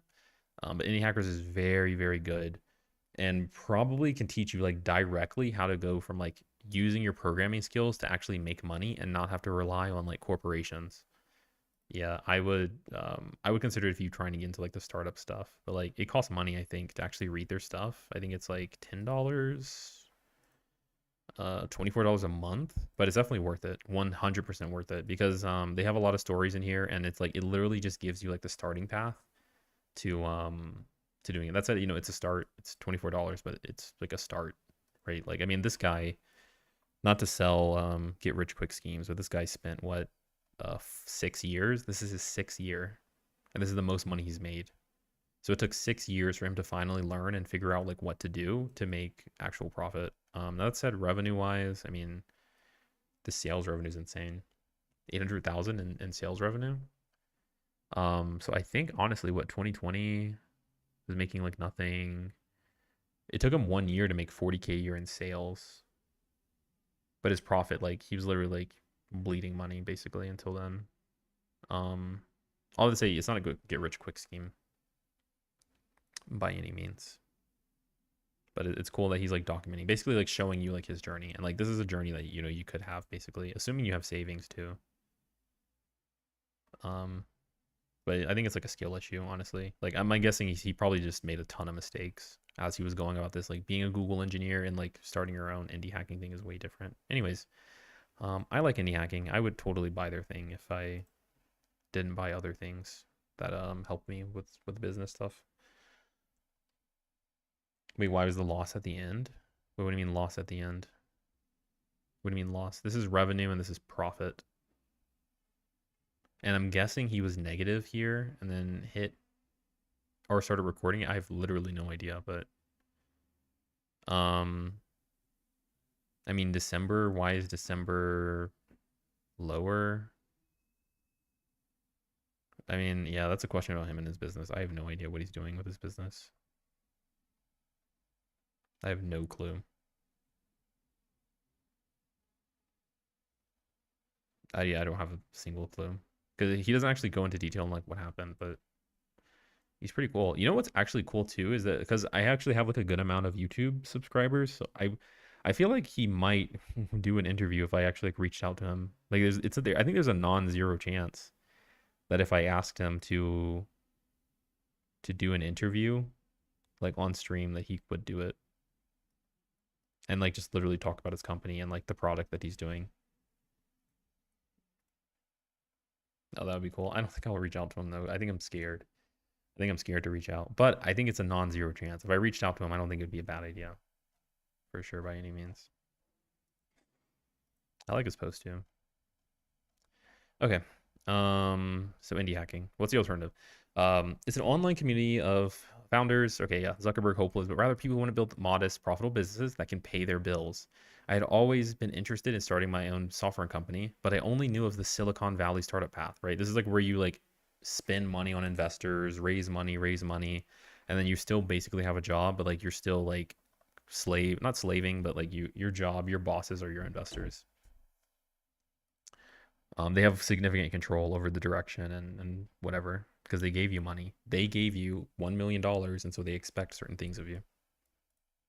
I thought about being a software founder meant spending most of my time fundraising and the rest of the time worrying about how to attract my next million users. Indie hacking presented an attractive alternative. Most members build businesses with their own savings or as a side project to their full-time jobs. They didn't answer to investors, and they certainly didn't have to prove themselves to anonymous committees. There were downsides, of course. Their income's less steady, and they faced more numerous catastrophic risks. If I ever made a mistake at Google that cost the company 10 million, I would have suffered no consequences. I'd be asked to write a post-mortem and everyone would celebrate the learning opportunity. But for most of these founders, $10 million mistake would mean the end of their business and several lifetimes of debt. I don't know if this is true, right? Don't you just sell your business, right? So you start an LLC, and then if you make a mistake, I thought that the liability goes on the business. And I think it maybe impacts your ability to make businesses in the future. I think, but I think it's businesses go bankrupt, I think. And I don't think it impacts you. I don't think you incur debt. Founders on Indie Hackers captivated me because they were in control. Whether their business became a runway for success or stagnated for years, they were calling the shots. At Google, I didn't feel in control of my own projects, much less my career growth or my team's direction. Thought about it for months. I want to be an indie hacker. Okay. So here we are with the last part of when he decided to leave. One last thing before I leave. I still had unfinished business at Google. After investing 3 years into my promotion, I hated the idea of leaving with nothing to show for it. There were only a few months left until I could reapply for a promotion. So I gave it one last shot 6 weeks before my project was canceled again. Wow. My whole team was canceled. It was called a defrag. Management transferred from my team's project to our sister team in India, and my team and I had to start all over in the different areas of the company. I applied for the promotion anyway. Weeks later, my manager read me the results. My performance was superb, the highest score possible, given to around 5% of employees each cycle. The promotion committee noted that in this past 6 months, I clearly demonstrated senior level work. These were uncoincidentally the months where I was optimizing for promotion. But they felt the 6 months was not a long enough track record, so better luck next time. My manager told me I had a strong chance at promotion if I did the same quality work for another 6 months. I can't say I wasn't tempted, but by that point, I'd been hearing great shot at promotion in 6 months. For the past 2 years, it was time to go. Wow. What's next? When I told people I left my job at Google, they said I must have some brilliant startup idea. Only an idiot would leave a job as cushy as a Google software engineer, but I am indeed an idiot with no idea. My plan is to try different projects for a few months and see if any of them catch a run. So, cool. I mean, I basically think this is it. Google was a great place to work, valuable skills. Leaving was difficult. I won't always have the freedom to start my own company. Yeah. Okay. It was probably really boring for I guess most people. I think everybody like left the stream, but I thought this was interesting, and I'm super interested in all the startup stuff. I think Solaris is still here, and um it. I mean, I don't even know if you're actually still here, but oh, I think he's a good writer, storyteller. Okay, you are still here. Yeah, but like in terms of you, like doing like the like if you wanted to, um, I think if you like posted, um, probably I'm thinking about Vermont. Like if you like just posted on Reddit and like probably like put your profile here on r/Leetcode or whatever or something, and you were just like, I will teach you for free how to be good at DSA, and then you just like do like one free session or whatever per person, and like get like testimonials off of them, and then do that for free, and then like get testimonials off of them, and then like you have like some kind of page or whatever that people can see those testimonials and like see the proof. They can see like the videos. Better if it's a video of them talking about how you help them, and then even better obviously if you help them get a job and things like that, but like passing their Google interviews. um but like if you do that for free and you have those videos or whatever, and then you like say, hey, like I'll work with you, but like I'll charge you money, like you just start off like with like short amount or whatever. um so like I guess it'd be like 20 euros, 30 euros, which again sucks, but like when you're starting a business, you don't have any money, all you have is time, so you're kind of just slaving away, honestly, like actually just slaving. um but like you could totally do that. I mean, you have like this is like uh data structure and algorithms is really hard for people, and there's not that many coaches who are willing to help people with it. There's a lot of courses, not a lot of coaches actually. So I think it's like, I think it works. Does Reddit allow that kind of advertisement? It's not even an advertisement though. And maybe they don't. Honestly, you have to go on their thing. I don't think they, did they say that? What's on here? It says it right here. No corporate shilling, no posting paid subscriptions, slash alternatives, right? So you just don't say paid stuff. But because you're posting, you're saying you're offering it for free, then it's like, solid or whatever. I mean, that's like the entry point. So like entry point is like you help someone for free. And also I think Bobby mentioned type something. No matter how people seeing on big tech or Fang, I still want to get in Sag. Yeah, I mean it's definitely good though. Like like yeah, like the thing is like all the people there, they all took the anyone who's talking like crap about Fang, or like who worked at Fang, they're talking crap about, like, I mean, they're still at Fang. They're at Fang making 200K a year. Like, I mean, for you can talk crap about it, but like, bro, you're honestly you're kind of set for money. So I mean, I see the appeal. I see the appeal for sure. And I think it's gonna stay that way too, because it's a good offer. They're giving you a good offer. They pay you a ton of money, and you have to do like a ton of work, but you get the money, not in the prestige. It's not that's not a bad deal by any means at all. Honestly, like I guess it's kind of like golden handcuffs or whatever. Um, handcuffs. I don't know how to spell handcuffs. Um, but no, I mean they're good. Like it's not there's worse ways I think that you can live. Not to say it's not bad though. I mean, let's talk. Let's talk about how bad it actually is. But better to actually like not over glamorize and talking about, oh my god, Google's so amazing. Like, I mean, they're gonna work you hard, and you're gonna have to deal with that emotionally about trying really really hard at something and having something that's outside of your control. Do you think Neetcode is better than them or you?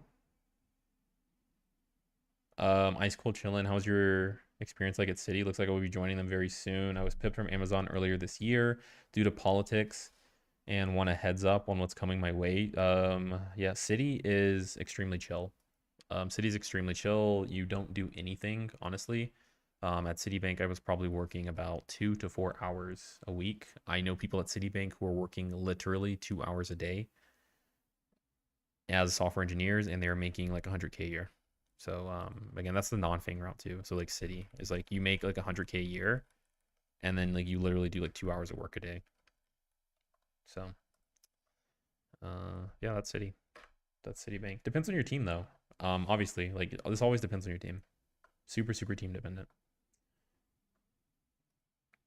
LMAO at Amazon, I was pulling 60-hour work week. Yeah, it depends on your team. Just make sure you don't get a bad team. If you get a bad team, try to switch out to one of those 2 hour a day teams. You can chill, man. I love software engineering. I think I'll be a software engineer maybe until I'm dead. Honestly, just because it seems like the advantage is like so nice. Being able to just do stuff like that. Do you think Neetcode is better than that said? This is also soul crushing too. So working 2 hours a day is also pretty soul crushing. Not gonna lie, it is not that great. Like it's just like boring. Like that's just what it is. Like you still have to go to the office, and because you have to go to the office, you're just sitting in the office desk or whatever. I don't even know what you do for the other 8 hours, man. I'm not gonna lie to you. I don't know. You'll figure that out though. You'll figure out what to do at the office for those 8 hours. Bobby Blue, do you think Neetcode is better than them or you? I don't know what that means. Them or you? Who's them? The people who make courses? Neetcode's really good at. He honestly probably has one of the best courses. I said I don't. I say this not knowing anything about his course, but only looking at his videos. His videos are pretty well done, so he probably has like one of the best courses for DSA. Honestly, that's it. The thing that I'm telling to that Solaris can do is coaching, which is very different. Most people aren't doing coaching, and the coaches that exist are very quiet. I think there aren't a whole lot of coaches actually. The only ones I can think of is like I got an offer, and I think it's just only I got an offer and Interview IO, and they're not even coaches. They're just mock interviews. Like even Hello Interview, like they don't coach. And the purpose of a coach is to make sure that you're actually going to hit your goal. It's not a one time thing where you just like buy something for 1 hour and then you never see the person again. Like a coach is like, what's your goal? How do we get there? And it's just very effective, very effective in like all assets of life. So I think there is a hole for coaching. maybe it's like you need convincing as a software engineer to do that. You have to convince the software engineers about it, but yeah, not a whole lot of people who are doing that. And Neetcode's not gonna offer any of that. He's above it, I think, right now. His free course is he doesn't have to work. He just puts out the course and then it just makes money.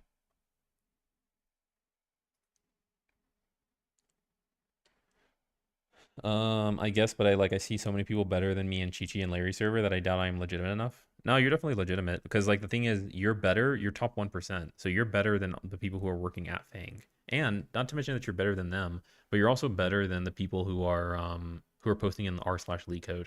Like I mean if you take a look and just answer questions on the Leetcode thing or whatever, you'll probably get people who are like, "Wow, oh my god, you're so smart, you're so helpful. How did you know that?" And not to mention too, if you do that, if you do help them, they'll give you referrals too, and like they'll help you if I guess in the future. And the said kind of sucks. You're in France, so I'm not even sure if that even works. So that'll even work for you, but if you did it in French, I guess so, yeah. But if you did it in English, I mean, you could make more money too, I think. And I don't think there's a lot of French people who do Leetcode for their interviews. But yeah, yeah. Anyway, that's my thoughts. I don't know. That's my thoughts. And like, kind of talking about like how much money could you make too. I think can we pull out the calculator? Can we pull out a calculator? Scientific, I guess. So like uh if you charged like $50 a session, and then you $50 a session, and let's say you get 10 clients and you meet with those 10 clients 4 times a week. 10 clients 4 times a week. That's 4 hours a week of work. You would make 2,000 euros a month, assuming let's say you charge them 50 euros, per session, which is like fine, I think. Um, like you're kind of just limited. Like the bottleneck is like, how do you even find 10 people who will pay you? But they'll pay you. They'll pay you. I'm confident at least they'll pay you because again, you're just one of the best. So, and it's there's money into this Leetcode stuff, and this is like solid money again for 4 hours of work. But like maybe you have to start off like doing it for $30 or whatever again, because or 20, right, or 20, like because you need to make the deal like enticing for them, right? And so you're actually making 800 or whatever, or maybe you need to take on more clients, right, if you wanted to. But I mean this works, it works, and that's just kind of how it starts.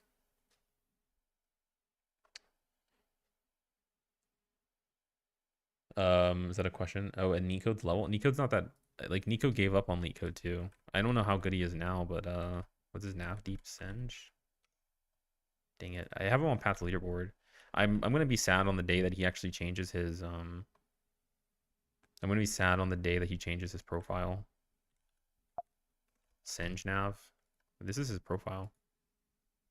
I wonder if I can find his placement and then I just kind of like have it here, right? So if I go to his placement in May 29, like contest 243, if I go to 243, I want to see if I can I don't know, just in case he changes his username.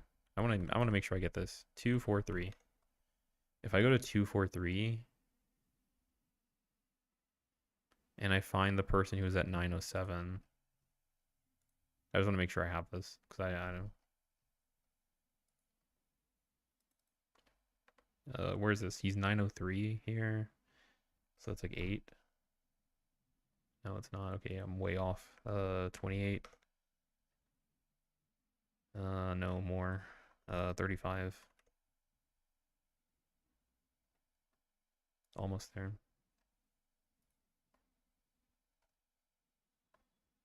Okay, here it is. 906. Cool. I just want to save this. We're going to keep this video around. If I ever know, I'll know at least it's in one of my videos, at least. Anyways, but yeah, his elo is like was 1700, 1728, but he hasn't done contests in a while. So honestly, he's probably out of practice. So yeah. Um, I don't know how to I don't know how to tell him. Maybe to me, maybe then don't defense probably not. That might mean Chi and Larry. Oh, he's definitely not better than Chi and Larry. Yeah, definitely not. I can do the first course for free and then the next ones are paid so that the only way people who like the first come back and no one's scammed. I want to help you, Solaris, right now. I think you should fix the way you code. If you don't trust me, ask Raymond and other people. LOL. You mean put variables with better names and put spaces? I don't know. I don't see his code. I haven't seen his code. I don't know anything about that. Okay. Cool. Well, that's that. Wasn't expecting to read a startup thing. I do want to, I'm gonna like just look at this though. Off stream. Either off stream or on stream. I don't know, man. Quit my job as a software engineer at Google, start my own single person company. How I made and spent the money. 2,000 revenue. Jesus, that's crazy. 23K in expenses? Like, why does this chart look like this? Why is this yellow? It should be red. Am I wrong? This is loss. He lost 21K in a single year. How do you lose $20,000 in a single year? What did he spend his money on? This has to be living expenses because this is not a business expense. As a software engineer, you don't have to spend any money, like literally nothing.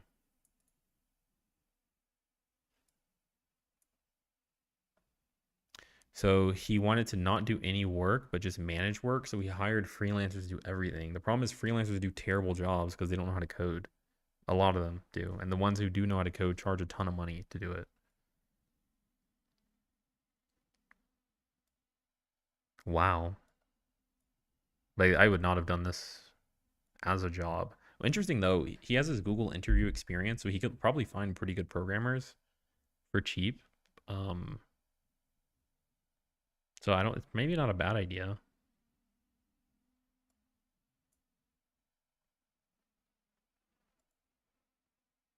Am I struggling to give everything proper attention? There's a decline in the quite accepted. Reduce outsourcing to handle work myself.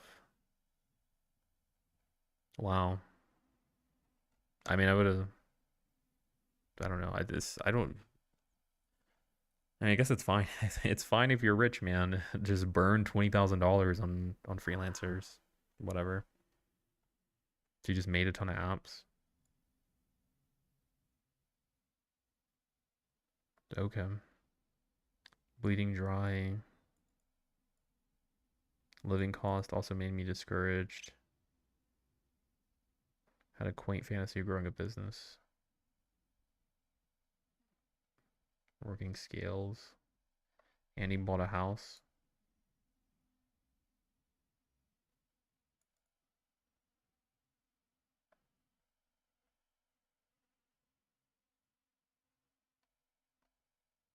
I no longer feel a sense of panic that money's burning up. The low costs give me freedom. Okay. Anyways, that's why I'm in Colombia too, because I just get super low cost of living to kind of just build this out.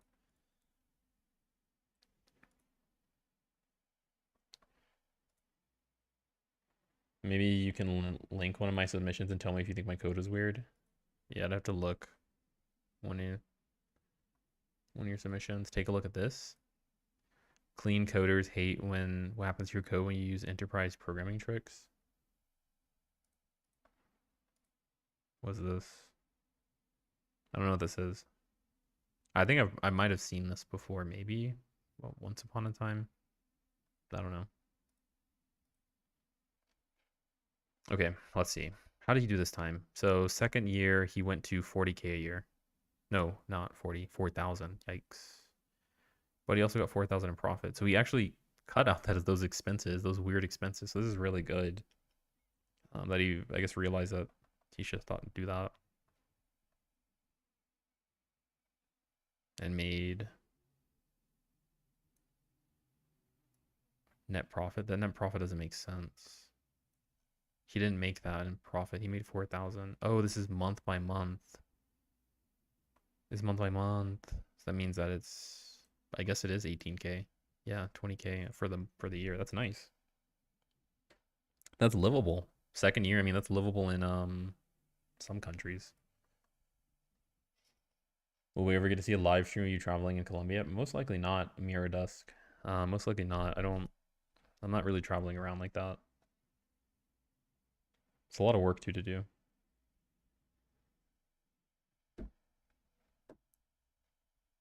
And like also I don't think anyone would really care about it, honestly. So there's just no reason for me to do it. Yeah, no reason for me to look around Colombia. Colombia's nice though. I like it. To raise prices. Yeah. That's cool. Cool. What do you do as his third year? So this year, wow. Looks like he actually stalled. He got 0, right? No, 60K. Why does this look like this? Oh, because of the profit or the expenses. What did he do with his expenses? I've done all my software in a home server, works great.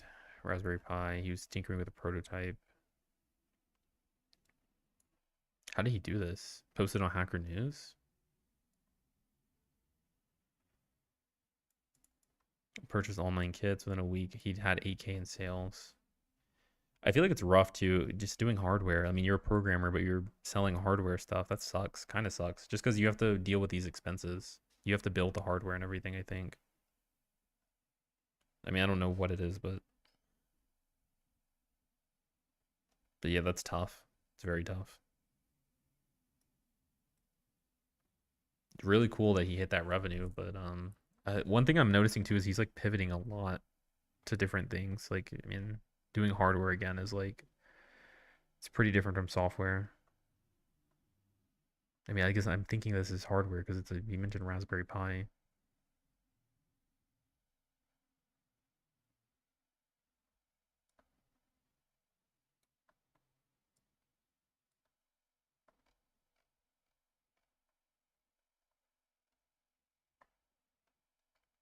Failed projects.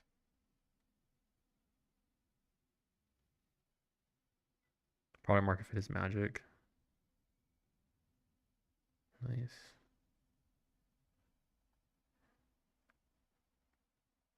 Yeah, cool. All right. I always use short names, but everyone does during contests because you need to be as fast as possible. If I need to explain something, I will name it more explicitly. Yeah. Um. Yeah.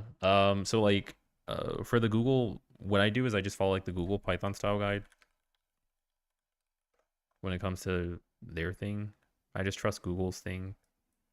But you just Google search the Google style guide, like it'll tell you like all this stuff. Like I just read through this entire document basically. I think, at least I think I did. I don't know. I'm also confused too because I have the linter. But you want to add spaces between these, between functions when you code in Python. Like if you're trying to be like stylistic. Again, I think it's set in here. My guess is it might be Pylint or like some other convention or PEP or whatever. But they have like 2 spaces between each function call. They have spaces between variable names. Spaces between the variables. So you type X space Y space P. And again, I'm just ignoring everything that's not variable names. I think that's fine actually. I think that's it. It's just the spaces really. So like there should be a space here because there's a class. I think like 2 spaces. And I'm pretty sure it's 2 spaces here also on here. But that's it. Looks good to me. I mean, just and then the names, but that's fine. Yeah, spaces. You're supposed to have spaces after commas. I mean, it'll help too if you use like a linter tool will probably tell you like Pylint if you're coding in that. Again, on Leetcode they don't have it, but this thing is like a thing. It uses PEPs. So it'll literally just tell you, "Hey bro, like you're missing something here." Right? Yeah. You look at the spaces here, right? Like they've got like the space here, right? Space after the comma here. This is just a part of the style guide.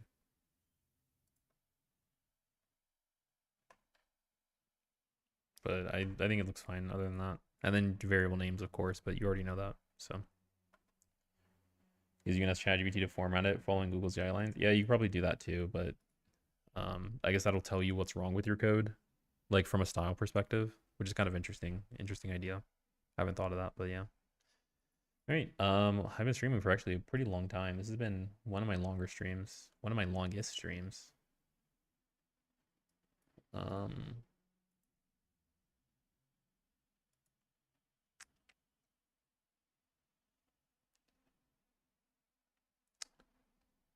cool, cool. Oh, whoops. All right. All right. I'll see you guys later. I don't, is anyone else streaming? I think Simon might be on around this time or something, or what? See if we can get a raid. Although I have like 9 viewers, but I don't even know how many are on Twitch. Probably not a lot. 5 on Twitch. Wow, 5 of you guys. 5 of you guys. 5 of you guys. By the way, by the way, it's about that time on the hour where I tell you guys, hey, if you want to join a group of programmers, a group of programmers, all studying for interviews, join my school group. Spending a lot of time building up this community, trying to make the best community for programmers who are looking for interviews, not for programmers in general, though. But yeah. So if you want to join that, ask me any questions. You're free to. And nobody's online for me to raid, so I'm going to sign off after this 2 hours and 20 minutes. So I will see you guys later. Peace and good luck.